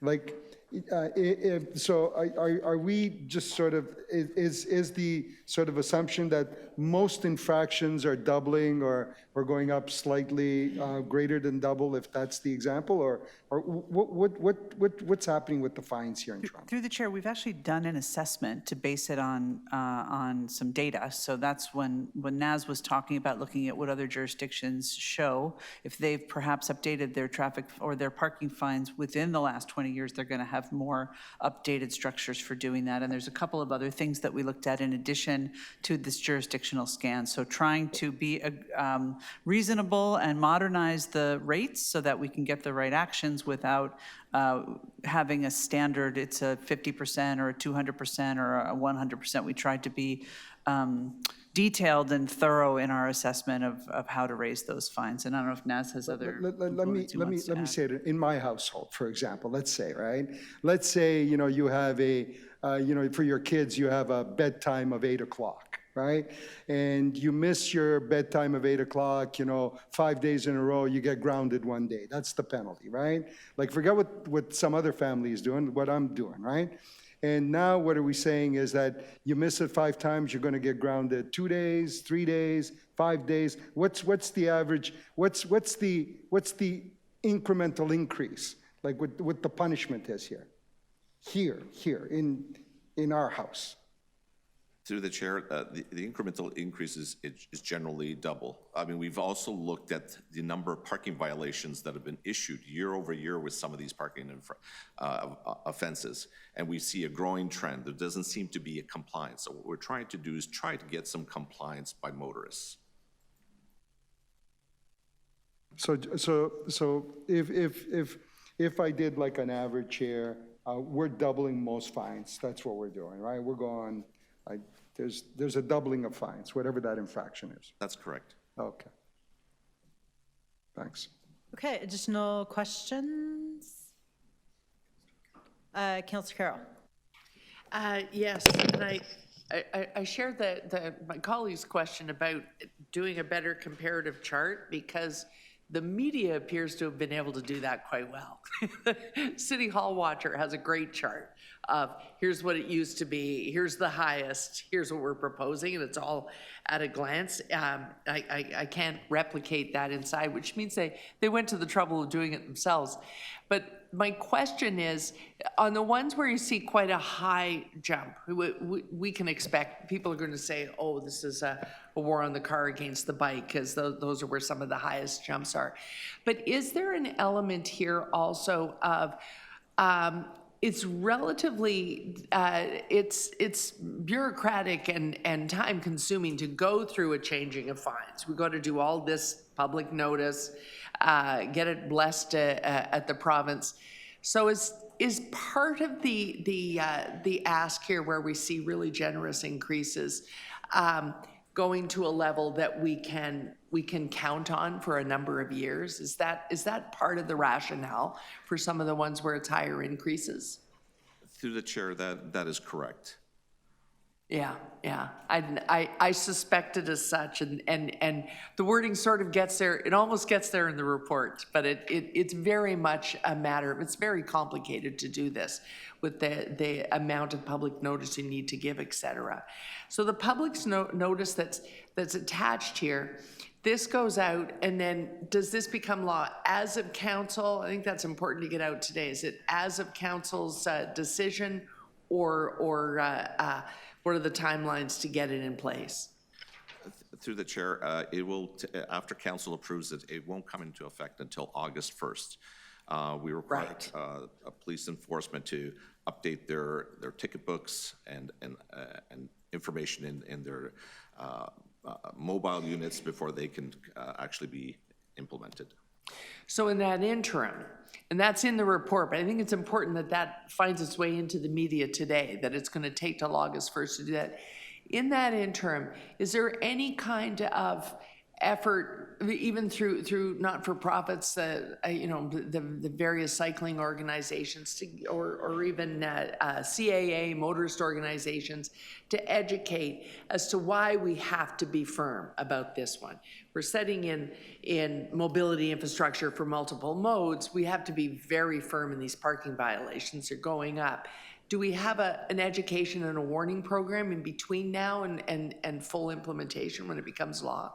Through the chair, yes, we will be preparing sort of a communication plan and a strategy to communicate to various people that will be impacted, whether it's permit parking holders, whether it be through the CAA. We'll use various channels to communicate and bring some awareness to these increased fines to the public. Thank you. Okay, I don't need to move a motion then. Thanks, Madam Chair. Thank you. Are there additional questions of the of staff? Okay, I just had a couple questions. How does this relate to the parking, sorry, I'll start my time, to the parking study that's underway? To you, Madam Chair, the parking strategy that's underway is a citywide parking strategy that's looking at policies and will initially provide us with a framework to look at how we modernize our parking management tool. In some cases where we've seen that we could take quicker action on addressing some issues that where we're not seeing compliance, and we did in partnership with the X and looked at the fees there earlier this year, and then this was the second piece of it to try to move a little bit faster to get that compliance, given that the lack of compliance has been significant, and to Naz's point, it took a significant amount of work to put this forward. So this is quite a specific solution, whereas the parking strategy is a broader citywide approach. When were our fees updated last? We've through the chair, we've updated a few offenses over the last number of years, but we're talking a couple of decades. A few decades, okay. And Councillor Carroll asked my question about education blitz. Are we also looking to do any sort of blitzes in the areas where people are parking, for example, on main streets during rush hour and they're not supposed to be there at all? Is there anything happening to ramp that up, to link with the congestion management plan? I don't know if there's anything planned for that, but we often do some work with our partners in Toronto Police Services and the Parking Enforcement Unit. We do some blitzes sometimes where we actually have them as an education component, so we can certainly talk with them about that. Okay.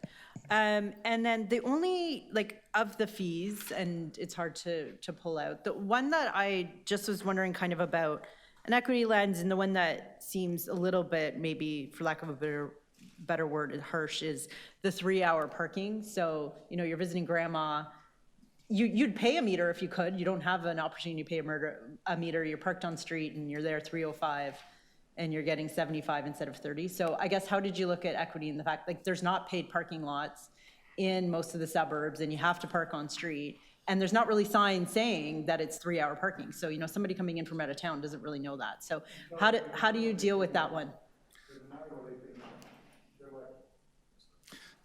Through the chair, I mean, it's a common problem in most jurisdictions.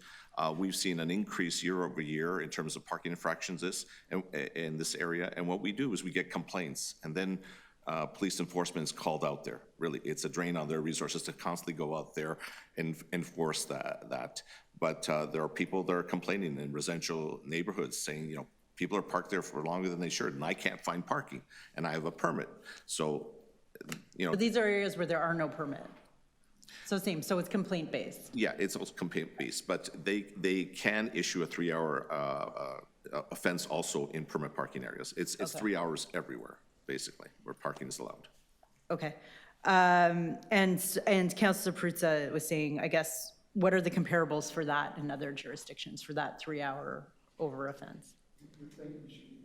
Thank you. Yeah. Yeah, I mean, through the chair, we found that the highest ones are really in Ottawa, some of the major cities, but we took the average and we landed on $75 for that particular. So even $75 is not the high for 3 hours, is not the highest that's being issued out there. Okay, great, that's helpful. Okay, I think that's it for questions. Speakers on this item? Council outside speakers first, Councilor Carroll. Yeah, I'm not going to ask anybody to move a motion. I take as an undertaking that there will be that warning and education phase, which I think is important. But I'm actually going to start the ball rolling. I'm actually going to write about this in my weekly newsletter because I think people need to think about it right now and start to change the behavior. The issue of parking and cycling infrastructure is really going to become a challenge as we start to build out more cycling infrastructure in the suburbs.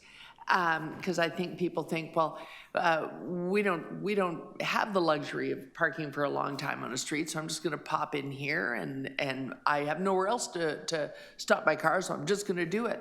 But I think we've got to lean in and work hard on the education piece here, because what people are not understanding is that it's not just about, you know, cars versus bikes and we want to ding you and now we've got a new source of revenue. It's about what the cyclist has to do if you are in that spot. What do they now have to do to get around you? And that's where the high risk behavior comes in. And so I'm going to write about this because I think we have to really spell it out for people. I, quite frankly, would like to see, we've built a lot of infrastructure, and I'm starting to see places where, again, people don't know what to do. What's this green zone for? I want to turn right now. Where should I be? Should I be on the green? Should I not be on the green? I'm starting to see, you know, as people are more mobile than they were from 2020 to 2023, perhaps, people starting to question what do they do around the infrastructure. So it's not just about fines. I think if we use the fact that the fines are changing as an opportunity to remind people writ large how to share the road, we can use that opportunity, because they may dive in and read an article because they want to see what the fines are. And if in each of those we're depositing some more wisdom on how to share the road with the other modes, this is a real moment. And between now and August 1st, we've just got to do it. But I hear the sentiment that that's exactly what staff intend to do, so I don't have to move a whole lot of motions. I can count on you, Madam Chair, to follow up. Thanks. Thank you. Additional speakers to this item? Councillor Sachs? I just want to thank staff for bringing this back. It was one of the things that I asked for.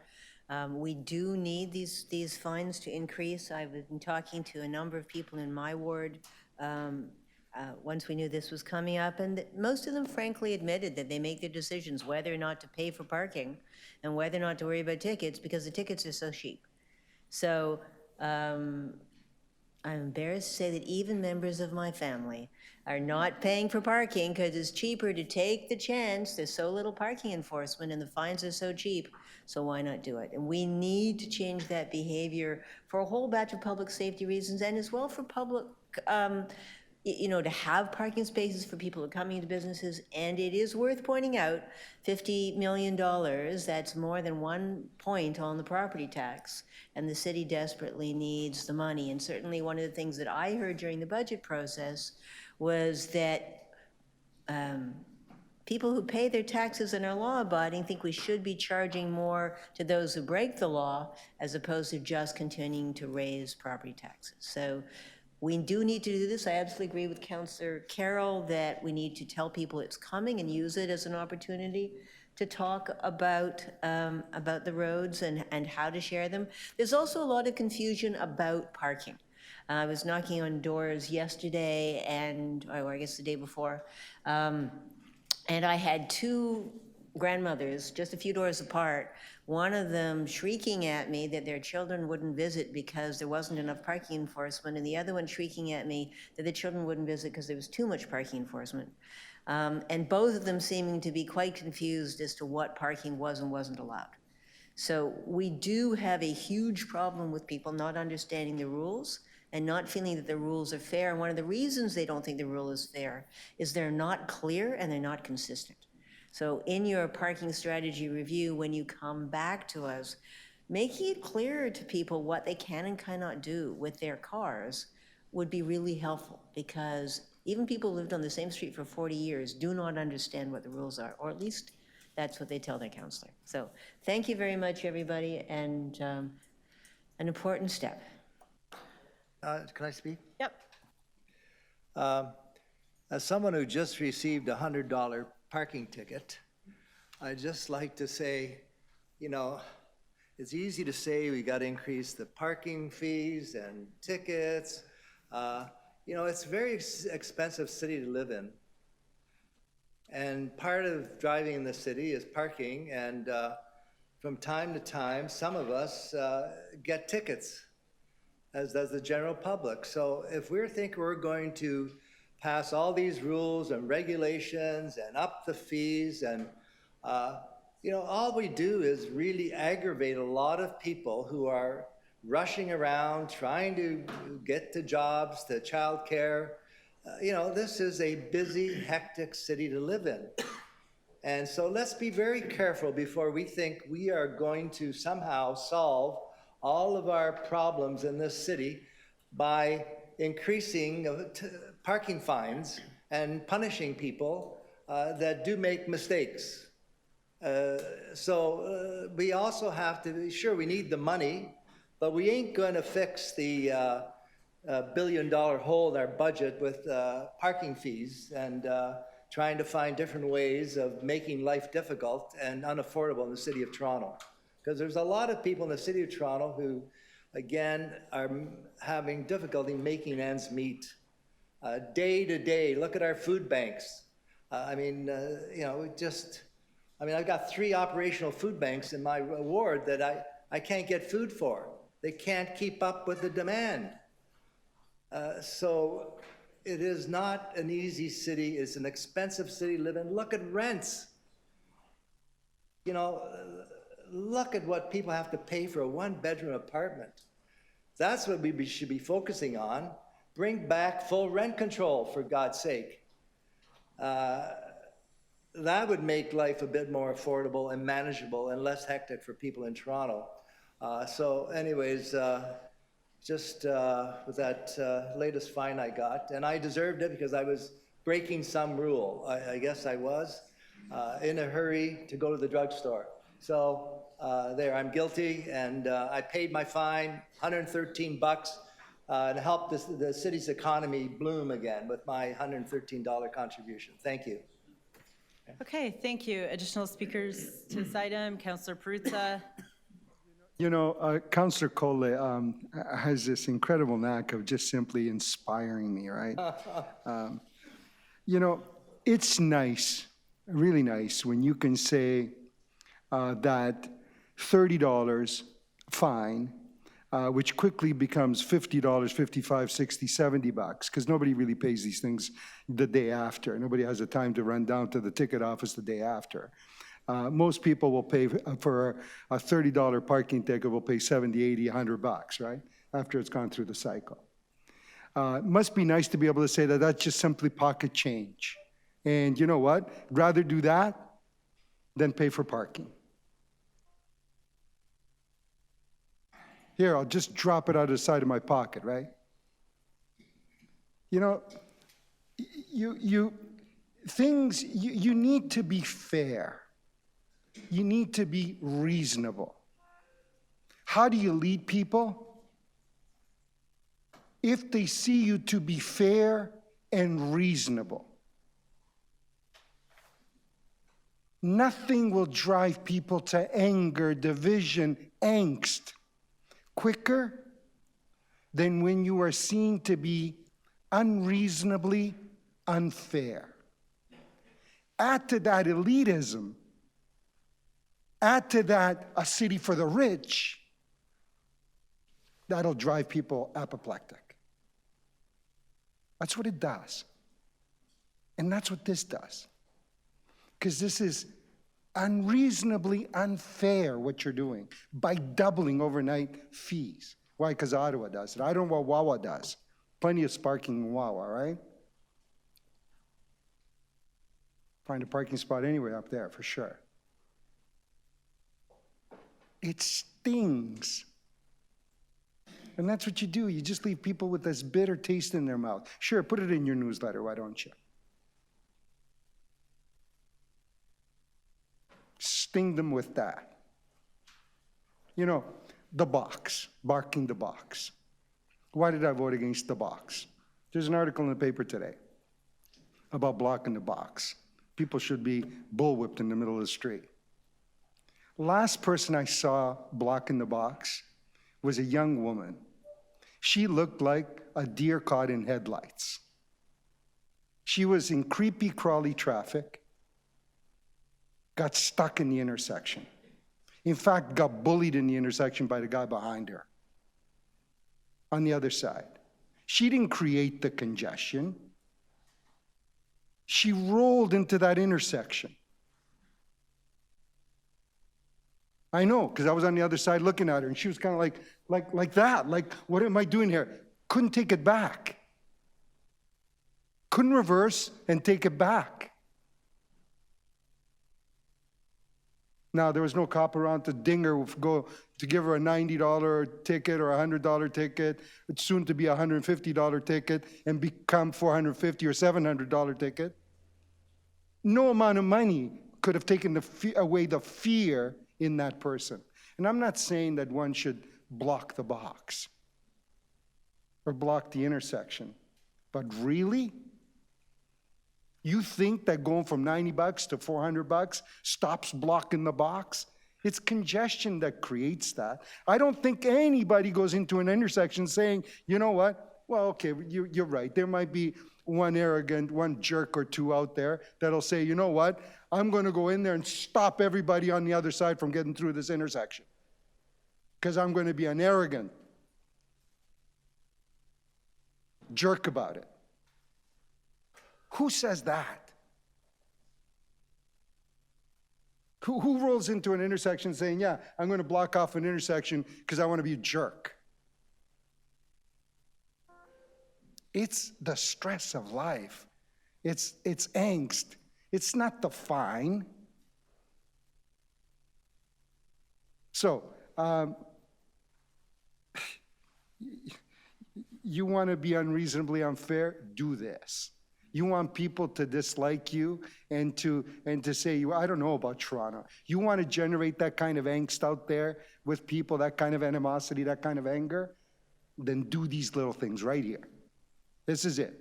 You got them coming up, lickety split, one after the other. And after this, it's raising the parking fees. Because now you got the fine at $100. Oh man, it's not, parking for a day at $30, that's not reasonable anymore. Now it's like $50 or $60. You know, you go into your doctor's appointment, you've paid for an hour parking, the doctor keeps you there an hour and a half, you come out, bang, there's a ticket on your car because you only paid for the hour. Great. We'll argue it out later, as my good Thank friend you. Councilor Kelsey Additional speakers on this item? Okay, I just want to thank city staff for their work, having a look at the fees in the city of Toronto, the fines, and doing the jurisdictional scan, something that hasn't been done in several decades. I am sure that city council will have more to say about this when it does go to council. But we do have problems with congestion, and in some cases, people are parking somewhere knowing it is illegal or not permitted simply because they feel it's worth it to take the risk of the fine. So I think this helps to address that. I still have some concerns about the 3-hour parking in areas where, you know, there aren't parking tickets. You know, there just isn't another option, and somebody's visiting grandma for her birthday and parks for 3 hours and 10 minutes and doesn't know because there's not signs. But we can continue to think on that before it comes to council. Something that is here that I think is very much needed is additional guidance around EVs and creating the ability to give tickets to non-EV cars in EV parking spots. And those spots need to be available for people to charge their cars, and that's part of the electric future that we know we are working towards in terms of transportation. So thank you to everyone involved in this. And I'll just say, I would be really happy if we made no money off of fines, no money from speeding, no money from parking, because everybody was following the rules. And so I'm hopeful that we don't make an added dollar off of this because people are actually following the rules of the road and you know, are being respectful to everybody that uses those roads by following the rules. Okay, so there's no motion, so we'll vote on the item. All those in favor? Recorded vote. All those in favor, Councillor Sachs, myself, Deputy Mayor Morley. All those opposed, Councillor Cole, Councillor Perruzza. Item goes to council, and people can have more to say about it there. Okay, that brings us to item 11.3. We have one speaker, Adam Roy Cahoon.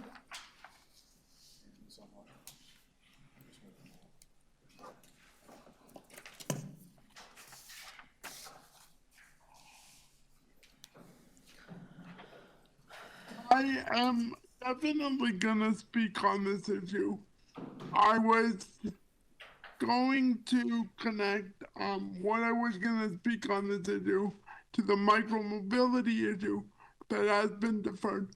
But I know it made the news, and unfortunately, I don't believe David Lepofsky signed up to speak on this issue, but I am sort of disappointed at the way the city handled the fact that with the bike lanes being at the same level as the sidewalk, and you settling the deal with Metrolinx on the issues on Eglinton, it was almost like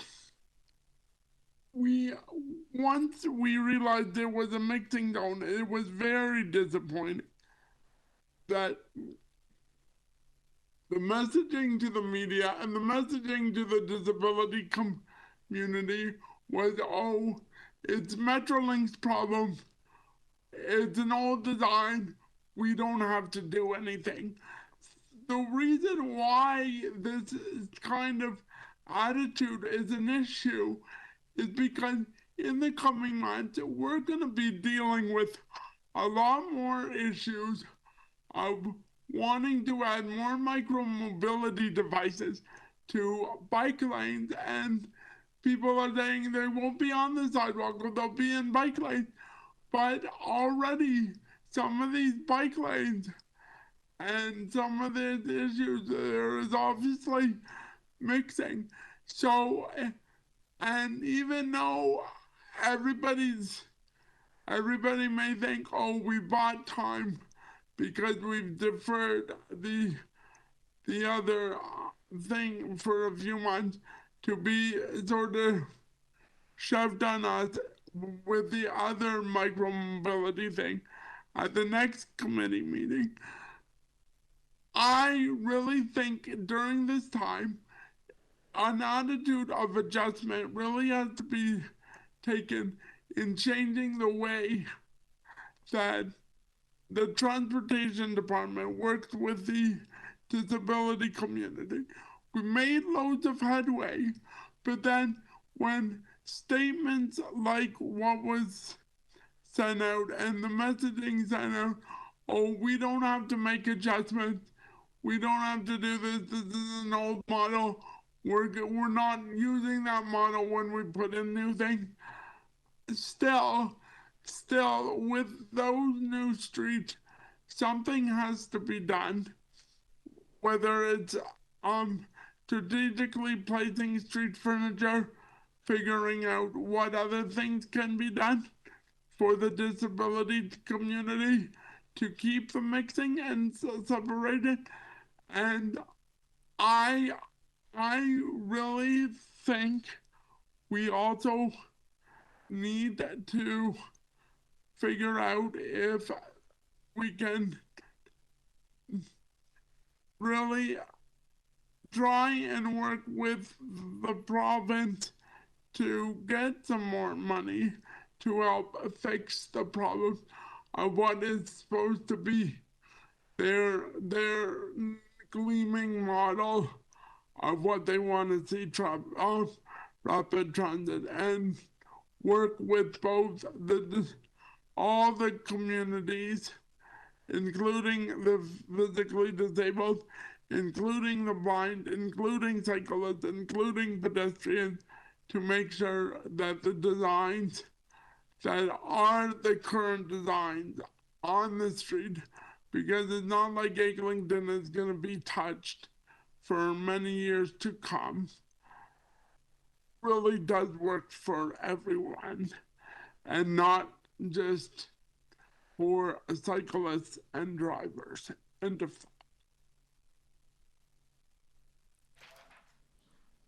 Thank you. Are there any questions of the deputant? Okay, seeing none, that is our only deputant on this item. Are there any questions of staff? Seeing none, any speakers to the item? Okay, someone to move the item?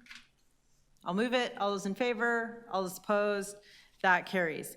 That brings us to 11.5, the Rouge Park Bridges Transportation Master Plan Environmental Assessment. We have one deputant on this item, two deputants. Jim Robb, are you online? Followed by Gloria Resler.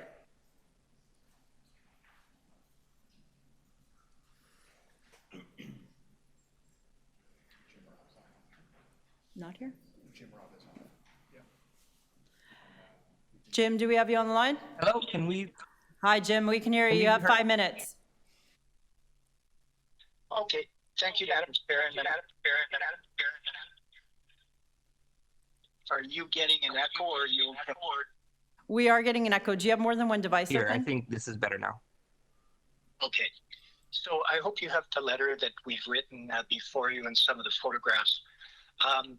Basically, City of Toronto staff appear to be proposing to replace 3 one-lane bridges with 2-lane bridges in Rouge National Park, right in the heart of the Rouge Park in the Valley in Toronto.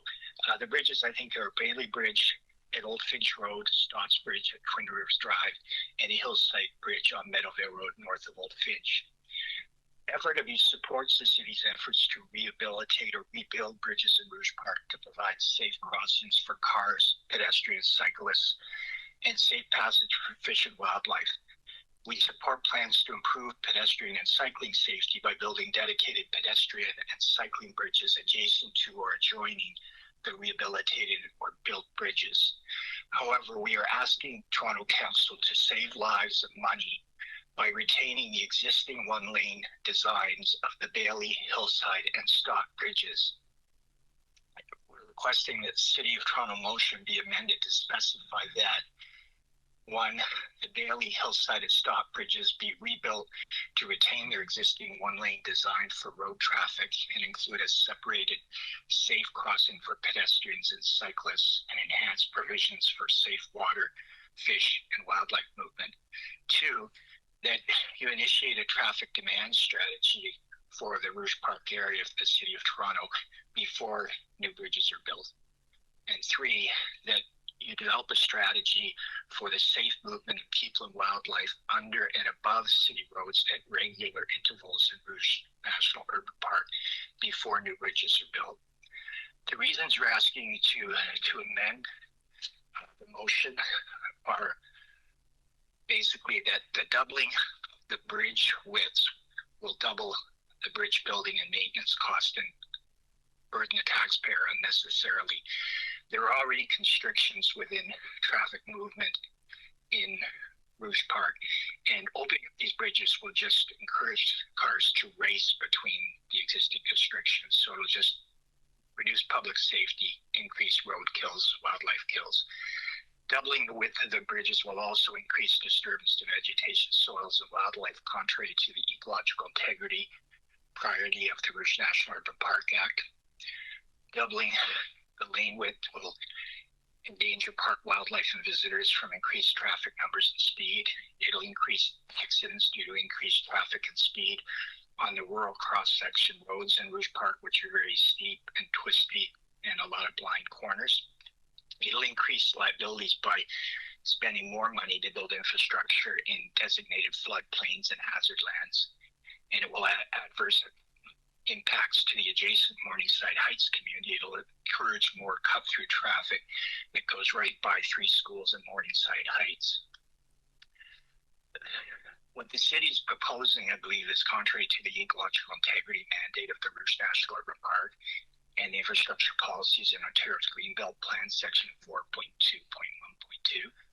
The proposed doubling of the traffic lanes on the Hillside Bridge, Stockbridge, and Bailey Bridge will essentially expand disturbances to key natural heritage and hydrological features, not minimize them as required by the Greenbelt Plan. Damage the natural rural character of this parkland, not protected. Increase adverse effects from traffic speed, noise, and light, not minimize it, and increase the bridge costs, infrastructure costs, and not optimize it. The city report repeatedly notes that cost was not considered to be a primary driver, and it's our opinion that public safety and ecological integrity were also not primary drivers. With our long-term knowledge of this area, we know that widening these bridges will be extremely costly, and it will increase traffic numbers and speed on narrow, twisty, and steep rural roads within a national park meant for people and wildlife. This could have disastrous consequences for people and wildlife. I've known this area for half a century. I'm a 67-year-old person that's lived in Scarborough for 68 years, and I've gone out to the Rouge as a volunteer chairman of the Save the Rouge campaign to get the park, and now as a Friends of Rouge general manager, and also just as a citizen. I go out there hundreds of days every year for the last 40 to 50 years. So I hope you will adopt the amendments that we're requesting, and we'd included some pictures for you which show a little bit about the crossings, and I'd be happy to answer any questions. Thank you, Madam Chair and councillors. Thank you. Right, pretty much right on time there. Any questions, the deputant? Councillor Sachs? Yes, thank you very much for your deputation. Have you discussed your concerns with staff and with your local councillor? I haven't met with our local council recently. We did provide input right at the beginning of this process, which is very consistent with what we've provided to you. The process with COVID and everything, I don't know that it was difficult to have public consultation, I guess, and I don't feel that the public consultation has been all that great, but we were consulted at the very beginning of the process, and we were given another opportunity last summer. Was there anything else that you wanted to tell us? just that this is an issue of cost and public safety. And I think you should basically tell staff to get the traffic demand strategy done first before you go ahead with designing, building new bridges.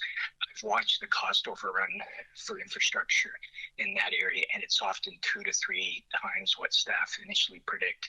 And there are other higher priority areas too for the city to invest in terms of housing and infrastructure that's really required to reduce our transit times. The traffic, the local traffic and community traffic in here is almost nil. People can access the park without these bridges being upgraded, and without them being doubled in size. They need to be probably renovated to bring them up to standards. So I just think it's an unnecessary expense, and unless council sort of keeps staff looking at costs, and in this case, they said costs were not considered to be a primary driver.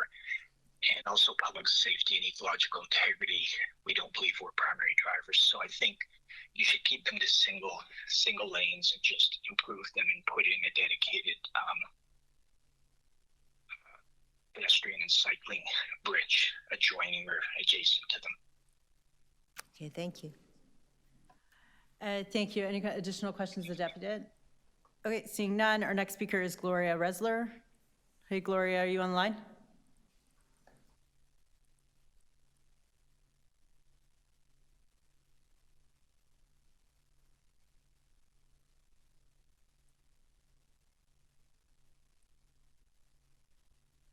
Okay, we don't have Gloria in line.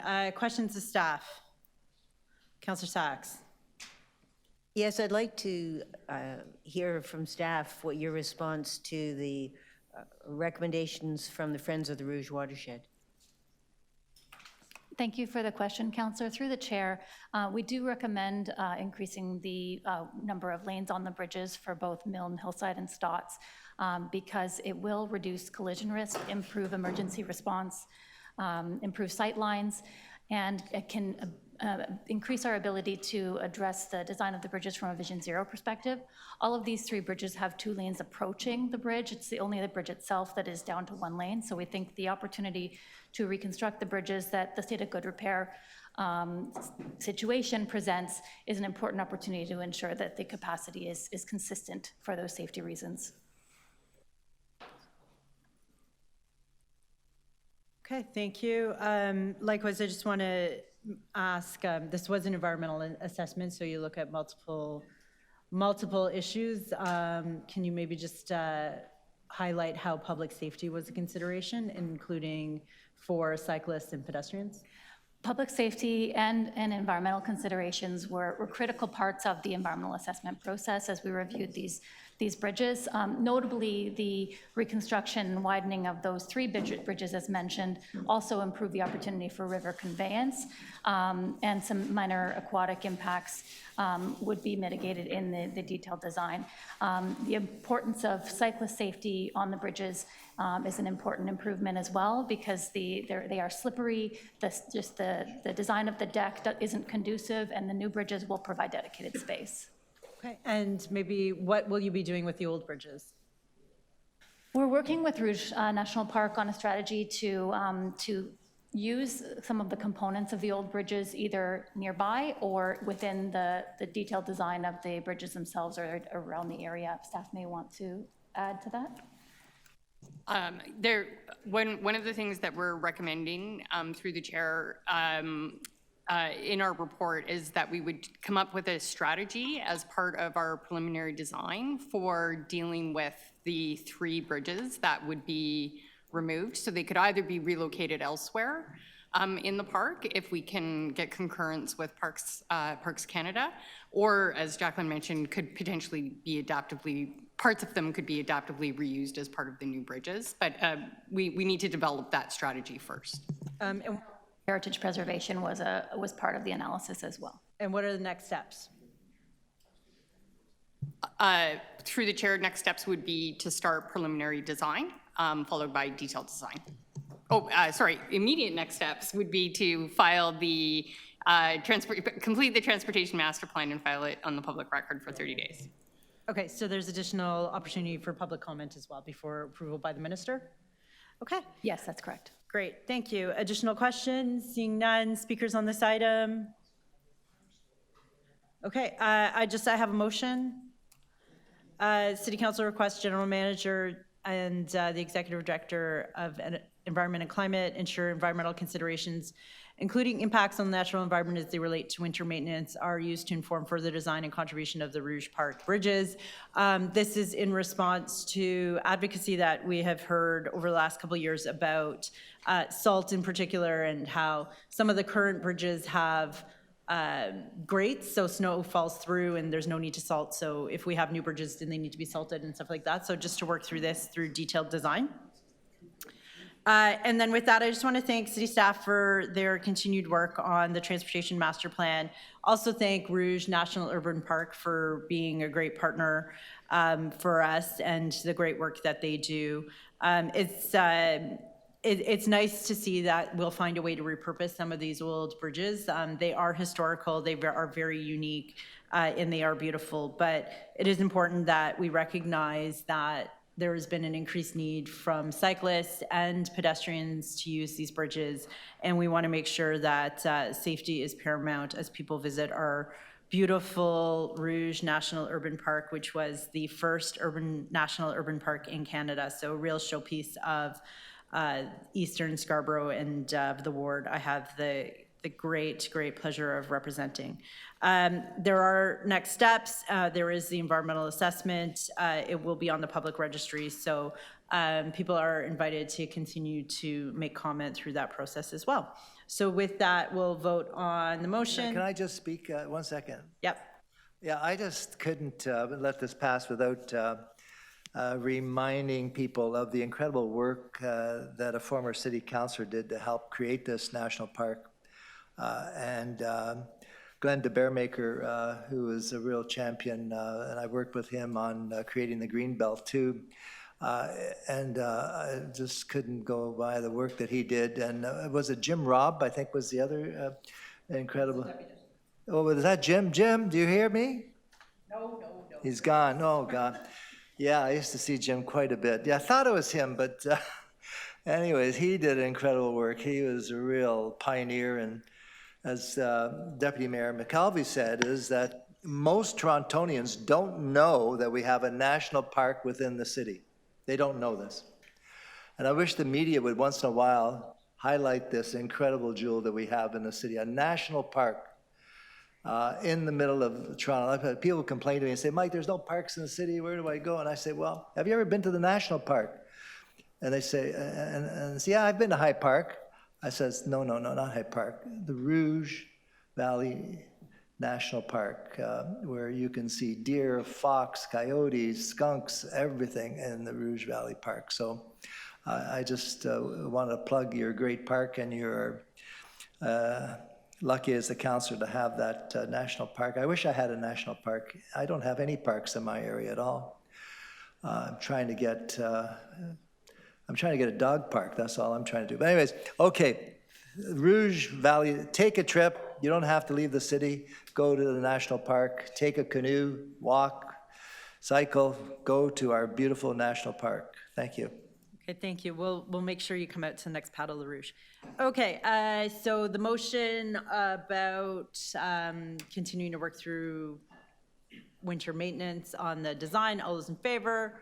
All those opposed, that carries. The item is amended. All those in favor, all those opposed, that item carries. 11.7 Centennial Park Master Plan. We have one speaker, Adam Rogers. Adam, are you on the line? Hello, can you hear me?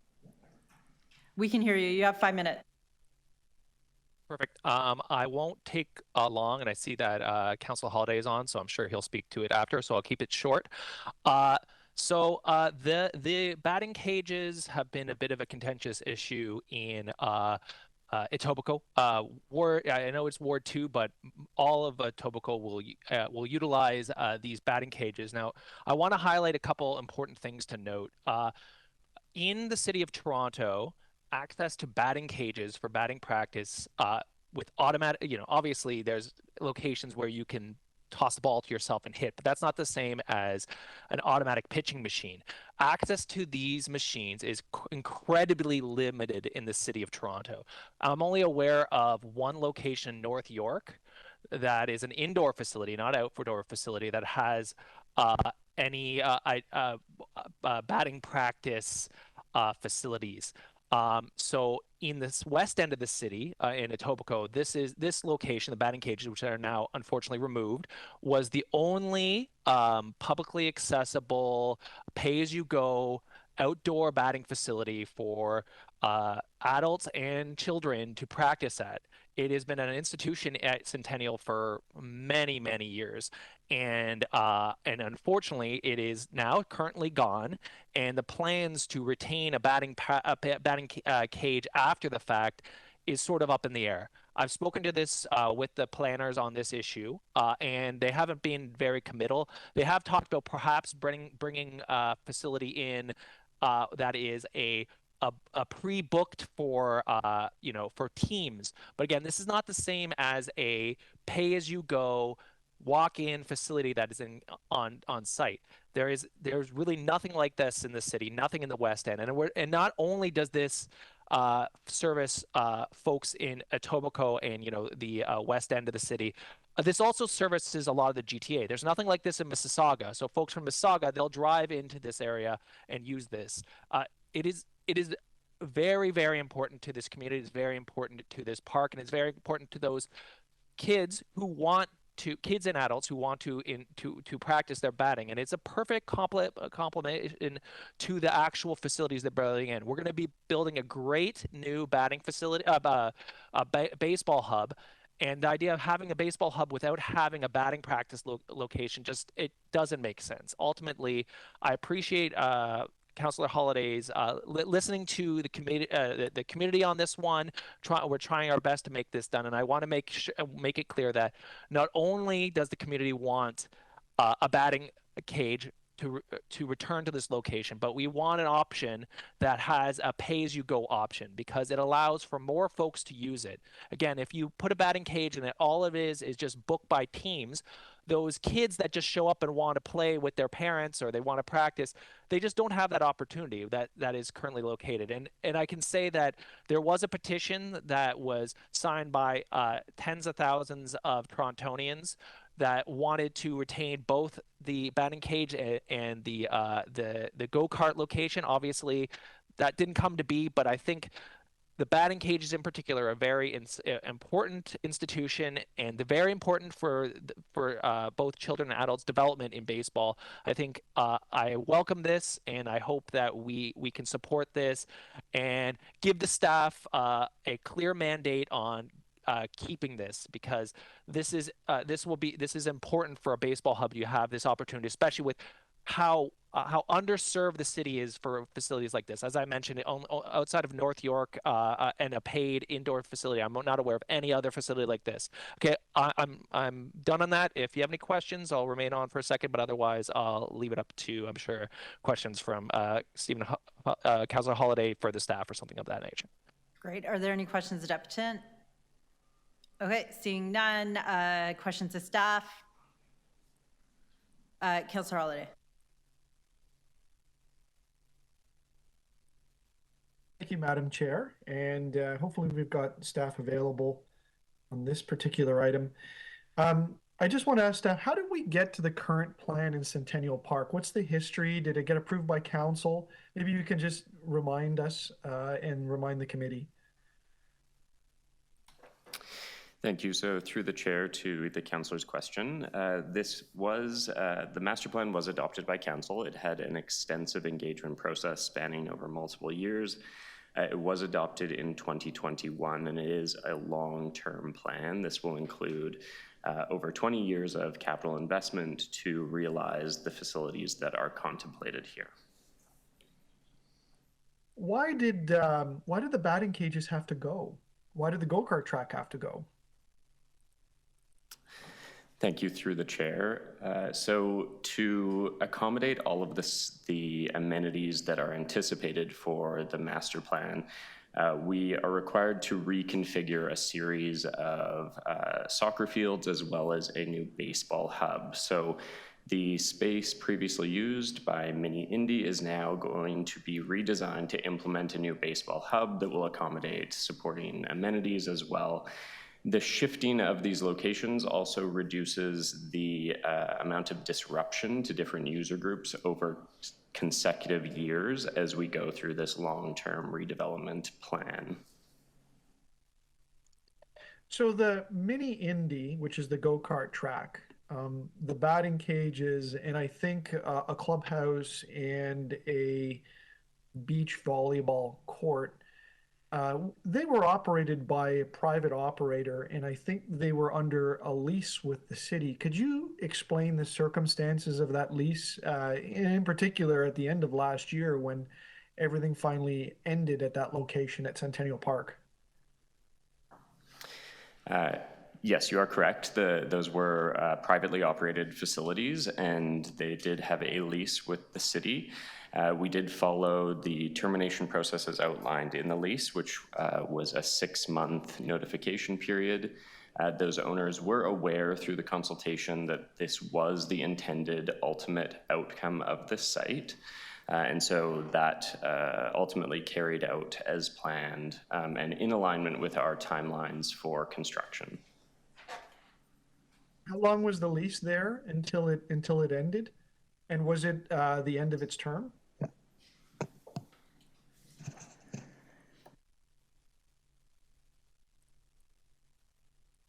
Sorry, through the chair, the lease, the start date was December 1st, 1994, and ended on November 30th, 2023. Okay. There was a petition going around, and it made it to the news, and one of the elements to it was to save the complex. And I just wondered if you could tell the committee what the implications would be of saving the complex, just with respect to the lease and with respect to the Centennial Park master plan. I mean, what would have had to have happened to take action in that way as it was suggested? And could council or an individual council or council even become involved in the lease? So as this is a council-adopted master plan, we are going through the steps of implementing that council direction. This is a large area that is needed to facilitate these new amenities, so staff are carrying that out. It is at the direction already of council in implementing this master plan, and so staff are simply following through on those steps to achieve the ultimate vision that was supported by council and through substantial consultation with the community. And finally, I guess the suggestion is that a batting cage could go in. I wondered if you could comment, is there potential space for it, and what type of operator is required? Because I understand it's not a sports facility, it's an amusement, so there's certain standards and requirements. So do we know if there's someone in the marketplace that can operate this sort of thing? Because it is somewhat, I think the deputant said there aren't very many of them around, so they're somewhat unique. I wondered if you could just give some comments as to whether or not, there's potential to go out and look to see, but I don't know if you have an example of one you can point to. So thank you. The site as it's currently being contemplated includes batting cages that would be used by user groups booking those facilities. So as the deputant said, it is not the same typology as a more commercial facility. That to date had not been a path that we were exploring. However, the motion in front of us would direct staff to contemplate that operating model and to go out to understand if there is an operator in the marketplace that would be interested in this type of asset and this type of business in this location. So that will better help us be able to actually answer that question and determine if it is viable in this site.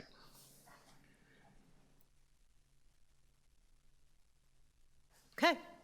Additional questions of staff? Seeing none, speakers to this item. Councillor Holyday. Thank you, Chair, and I'll be economical with the committee's time. I really want to thank the committee in advance. Hopefully you will support the motion. I don't think it's very controversial. It would be a plus to the community, and the speaker said it well. You know, there's a desire for this type of facility. I likened it to like a golf driving range where you can go up and casually hit balls. And that would be baseballs in this case. Personally, I've done it myself. My children have done it. It's a lot of fun. But the Centennial Park Master Plan is really a great long-term news story, and it's been before the committee before, and it required some changes. Sorry, Madam Chair? Oh, sorry, I'm not muted. That's my fault. Problem. I just think it's a great news story to the community about all of the positive changes, including a really focused baseball hub in that location where there'll be an opportunity to have tournaments and so on. So this just asks staff to take a look at the chance of bringing one of those back. The community absolutely would support this type of installation. There had been a lot of chatter in the news, which you may have seen, and not all of the story was out circulating in public, and part of it was in my questions today that, the previous operator, the lease had come to an end. And, that's something important for the committee to understand. So we're starting at the beginning again, and if you go by the site right now, there's lots of work taking place. And I think once it's complete, it will be a point of envy, I think, for many other members of the committee across the city about how good of a location it is. And if there's an opportunity to bring in something similar to the previous batting cages, I think those were a really compatible use with the park. They were not high impact. They operate seasonally. And they were, a source of fun, but also a source of utility if you were really into baseball. And, to explain it very simply, they were a big open area with mechanical pitching machines, and you would purchase some tokens and you would put them into the thing, and you'd get a baseball bat and a helmet from the operator, and away you go. You'd hit the balls, and if you were really into baseball, you would brush up on your skills, and if you were just out to have some fun, you can have a little bit of fun at the same time. But I think anything like this that attracts people into sport, including baseball, is a good news story for our city because it supports our culture, it supports our identity, it supports fitness, and it brings people to a fantastic park. So I hope you will support this, and it is a good ask to see if there's an opportunity to bring a much beloved amenity into this location. Thank you. Thank you, Councillor Colliday, and apologies that I was unmuted. I was actually just saying how for the charity game that Councillor Cole set up for baseball, I went out and practiced with my cousin because we didn't have a batting cage nearby. But then I did hit the ball well, but I forgot you're supposed to run. Anyway, so maybe they can put a sign up at the batting cage saying, after you hit the ball in a real game, you're supposed to run. Okay, so I am happy to move the recommendation on behalf of Councillor Colliday and also come out and play sometime should we get this done. All those in favor, all those opposed, that carries. That brings us to our last item, 11.8, requiring fair payment from for-profit gas utilities for use of city property. We have one deputant, Devanshi Kukadia. Devanshi, are you there?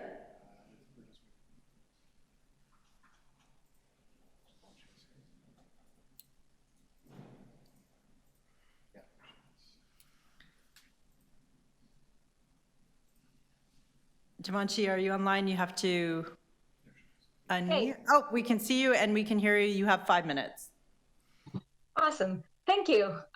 Respected Chair and the members of Infrastructure and Environment Committee, I'm Devanshi, and I'm the Communications Manager at Clean Air Partnership, which is an environmental charity based out of Toronto. And our mission is to support municipalities in improving air quality, advancing active transportation, and taking bold climate action.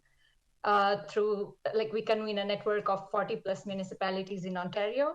And we are here to support Toronto City Council to request the province of Ontario to amend subsection 8 of Regulation 59506 under the City of Toronto Act and section 9 of Regulation 58406 under the Municipal Act 2001 to permit municipalities to charge fair fees for to for-profit gas utilities for their use of public property, as municipalities do in most of the other Canadian cities. Many municipalities in Ontario are experiencing unprecedented growth within their communities.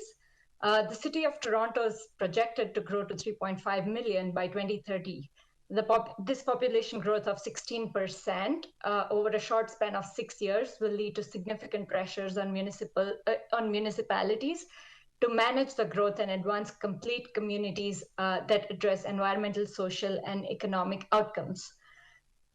There has been a growing demand regarding the right of access to municipal right-of-way from the municipality's own infrastructure services such as sewers, water supply, stormwater, and also from utilities, which includes electrical utilities, fossil fuel utilities, and other low-carbon utilities such as geo-exchange systems, as well as telecommunications. Increasing opportunities to meet local energy needs with local energy solutions are also likely to place additional pressures on this right-of-way infrastructure usage, as growing number of new developments also opt for geo-exchange systems, sewer waste heat recovery systems, and other renewable energy systems in order to support Toronto's decarbonization efforts. Currently, for-profit gas utilities do not pay right-of-way access fees to the City of Toronto, which results in a subsidy to the fossil fuel sector. For comparison, municipally owned utilities pay significant dividends to the municipality, and private electric utilities pay taxes on the use of right-of-way lands as regulated under subsection 281 of City of Toronto Act 2006. Gas infrastructure is also one of the largest private users of underground space in Toronto because most of the infrastructure is typically located underground and it requires setbacks from other services for safety. In contrast, telecom and electric infrastructure run overhead as well. But most provinces in Canada allow municipalities to charge utilities, including fossil fuel gas utilities, for example, to access public lands for their infrastructure. In Edmonton, the gas utility pays 32.9% of delivery charge revenues to municipality as an access fee for using municipal right-of-way. The annual revenues generated by all the access fees in Edmonton represent about 5.3% of city's annual consolidated operating revenues, a rate that has remained stable over the past 5 years. Natural gas utilities contribute about half of Edmonton's access fee revenues, or about 60.3 million annually. City of Regina, through Sask Energy Act, has been charging a 5% access fee, also called as a surcharge, to gas utilities since 2019, and it earns around $5.6 million annually. Winnipeg, in 1973, passed a municipal bylaw to implement sales tax on natural gas and electricity sales. The rates for these taxes are 2.5% for domestic purposes and 5% for other than domestic purposes. In 2019, the total revenues totaled up to $22 million for the city. In British Columbia, Kelowna, Highlands, Nanaimo, and Nelson all charge operating fees of 3% for all the gas revenues. Clean Air Partnership supports the City of Toronto in reviewing and amending legislation that may be preventing the city from charging for-profit natural gas utilities under the city's right-of-way. As we shift to decarbonize and move our home and water heating systems from gas to electricity and other low-carbon energy sources, such as ground source heat pumps, this step will help level the playing field and equalize the right-of-way costs paid by electricity and low-carbon energy utilities and gas utilities. As Toronto accelerates efforts to mitigate and adapt to climate change and implement a community-wide Transform TO Net Zero strategy, with an estimated implementation cost of $145 billion over the next 3 decades, these right-of-way charges from for-profit fossil fuel utilities will address a significant fossil fuel subsidy and support the city in securing much-needed capital for implementing ambitious climate actions. Thank you. Thank you. Are there questions of Deputant? Seeing none, questions, sorry, Deputant? Yes, sorry. Okay, she has, sorry, Councillor Sachs has a question for you. Yeah. Devanshi, did you have anything else you wanted to say? I'm done. Thank you. Okay, thank you. Okay, questions of staff? Councillor Sachs? Thank you. So first of all, a question for Mr. Nolan. And Mr. Nolan, you'd agree that reducing gas consumption in the city is an essential part of our climate ambitions? Yes, natural gas consumption in buildings in particular makes up 90% of the emissions from buildings, so it's critical to transform TO. Right, and that also adversely affects air quality. That's correct. Question for Barbara Gray. Utility cuts accelerate road deterioration, right? That's correct, through the chair. And right now, the city doesn't get any compensation from utilities for the long-term damage they do to the road from these utility cuts. Through the chair, so as I understand it, the piece of this that is we don't currently allow is for the occupation of the right-of-way. But in terms of the permitting of the work, we do have both a short stream and a full stream utility permitting process that we undergo. Even though the utilities have as of right to come in and do that work, we still have a fee structure and we can charge for degradation. Right, but the long-term impact where the street degrades because there have been multiple utility cuts, that still comes back to the taxpayer. That's correct. Right. So the city has major financial losses as a result. And in addition, if the gas companies abandon gas pipelines in the road, as they're entitled to do, that imposes costs on the city over the long run, right? Through the chair, that is correct. Right. And in Ottawa, they've reported that private gas utilities are the largest users of underground space in the right-of-way. Is that also true in Toronto? The largest private users? Through the speaker, that doesn't surprise me. Okay. I don't have that data, though, but it doesn't surprise me. All right. And yeah, no, those are my questions for staff that are here. Okay, additional questions?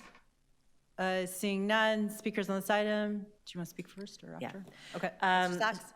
Yes, thank you. So I know that Deputy Mayor McKelvey has a motion to turn my recommendation for action into a recommendation for report, and I will go along with that as the usual way, despite the cost of reports.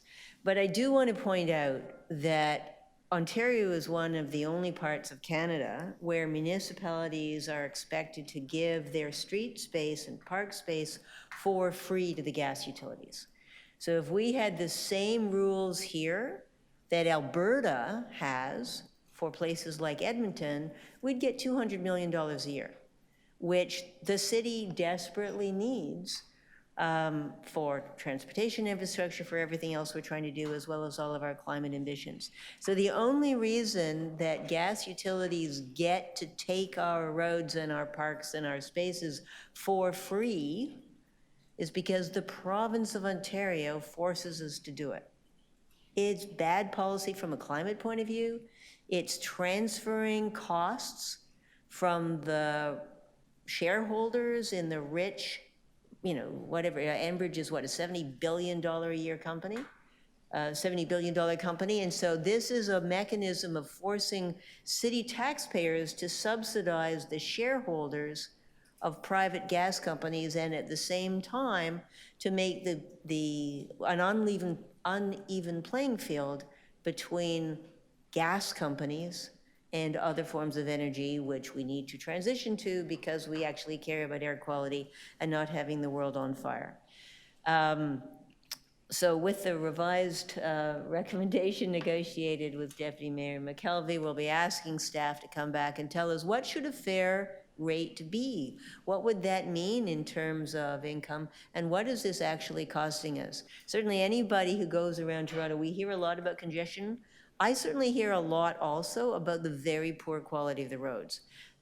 People complaining that driving in downtown Toronto, in my ward in particular, is like driving off-road. And certainly for a bicycle, for a cyclist, being shaken every day. And a lot of that shaking is because of utility cuts that are badly repaired, and the land that it sinks and then the road needs to be entirely reconstructed, which we don't have money for. So our pockets are being picked by a bad law.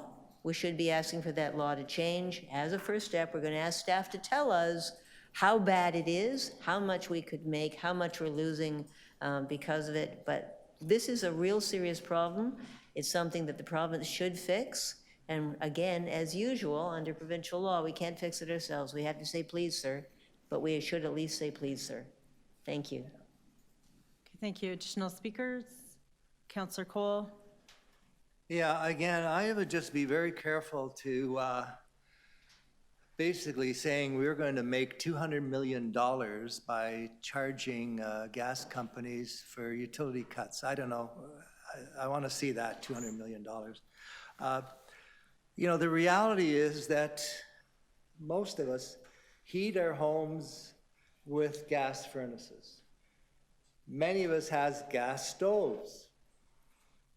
And if we think for a minute that if we charge more fees, and because we already charge a fee for utility cuts, if we think we're going to basically save the taxpayer money, what will happen is that the utility providers will just increase the charge they have for their product. That's what they'll do. So you think you're going to save people money? Forget it. They're going to pass on the cost. And you have no way of stopping them from doing that because most of us don't have much choice. We have to heat our homes and you know, cook, etc. Our water heaters, etc. They're gas. And what are the alternatives? Well, the alternatives is you're going to push more and more people in Ontario, in Toronto, to rely on nuclear energy. Look, they're going to refurbish Pickering at billions of dollars. Never mind what the cost of keeping Darlington running. And they think, oh yeah, well, I can't see that. But what are they doing with the spent fuel rods? Where are they going to be buried? What's the cost of that? And you know, because a lot of people say, oh, well, our power comes from Niagara Falls. Well, I think that's about 6% of our power source. It's all coming from the Bruce. It's all coming from Darlington. It's all coming from Pickering. And, you know, they pretend it doesn't exist. And that's what we're doing. If we don't have these alternative forms of energy, whether it be wind, solar, natural gas, propane, all of them, we are pushing ourselves into that nuclear wasteland. That's what we're doing for our children and our great-grandchildren. That's what we're doing. We're relying on that silent nuclear industry, which talk about the money they make, the money that taxpayers use to support the Bruce, and the taxpayers, which is a private corporation now, the Ontario Power Generation. So don't think it's a simple thing that we're dealing with here. And I urge you to support Councillor McKelvey's motion, at least to get some facts and information straight, rather than thinking somehow we're going to find $200 million by charging a greater price to this utility, the gas utility. So just be very careful about these gift horses that appear to be so easily, readily acceptable. Thank you. Councillor Perruzza. Like I said, Councillor Cole has a way of inspiring me. I was just going to sit back and suck this one up. I don't have a motion, but if I did, the motion I would piggyback onto that motion is that we also get information back on your motion, that is, information back on how the utility companies like in this case, Enbridge, but I would add, you know, Rogers and Bell and all the others, how they're like going out there and just mucking up our infrastructure. They go up there, they dig up streets, they dig up driveways, they dig up our roadways. Then they don't go back and fix them properly. They leave wires dangling from trees and poles. They leave them for years. In certain neighborhoods where they think they can get away with it, where very few people complain, they just absolutely leave a mess behind. I remember taking our director up for a little walkabout on Sentinel Road, for example, and they had dug up the sidewalk, replaced the pole, and never gone back to repair around the pole. Trees had grown out of it, and the trees were like tall, and the trees were kind of like growing and hugging the pole, you know, coming around the pole. And these are the utility companies going out there, and basically the way we charge them for these permits, there's no supervision. You know, there's like, I don't know, 40,000 permits a year or something to that effect. We don't have the ability to go out there and really review or manage these things. The utility companies subcontract all their work to contractors, and then subcontractors, and then subcontractors. Those guys disappear after a year or so, or 2 years. You can never find them, who did the work. And people get left with an absolute mess in their boulevards, on the roads, in their sidewalks, up their driveways, at the side of their houses, all over the place. And who gets left holding that tab? Anybody want to offer a guess? It's bingo. It's the homeowners and the city when we have to go out and fix these boulevards and everywhere else for the utility company. So if I had a motion to add to yours, it would be, you know, let's bring forward that and those permit fees and all the rest of it and how we administer that. And we need to do, you know, a much, much better job, because what we're really allowing them to do is degrade our infrastructure, our very, very valuable infrastructure. And then it just, and then we don't have the ability, you know, to keep up with it and keep up with those repairs. Now, I don't know whether or not we can charge them for their rights of ways and the rest of it, or whether it's above our pay grade and you know, whether it's just simply an ask of the province and all of the other things. But it's certainly worth looking at the information. But what I do know is a little bit about what's happening on the ground. And we're allowing these guys to just simply run roughshod over our stuff that wouldn't be tolerated by anybody anywhere. That's a fact. Just need to go up and down Glencairn and look at the utility work that was done 3-4 years ago that has yet to be repaired. And then Councillor Coley is going to put some pressure and is going to lean on the city folks to go in and resod those boulevards and repatch those, you know, driveway, whatever, the under driveway, whatever they're called there, the boulevards? There you go, the boulevard. Absolutely, that's right. Exactly that. Because that's what's going to happen. And that, regrettably, is very unfair. And we need to do a better job of managing our own assets, our own infrastructure. Okay, thank you. Additional speakers? Okay, I have a motion. So the first is a report back on some of the things that Councillor Sachs is interested in. So the utility cuts, fees on public property, jurisdictional scan, make recommendations about, you know, what this could produce. But I've also asked for a report back on the partnerships that we have with Enbridge in particular in our renewable natural gas facilities, as well as some of the expansions that we're looking to have in that program. And I think it's important that we do look at our partnerships through this, because I think we really want to incentivize the transition and incentivize the transition of oil and gas companies as well, because we do have a commitment in Canada to be net zero by 2050. They are going to be an important part of that transition, and I think we do need to work collaboratively towards that very important goal. 2 and 3 are also about Bill 165, and this is along the lines of a request that was referred to executive as well.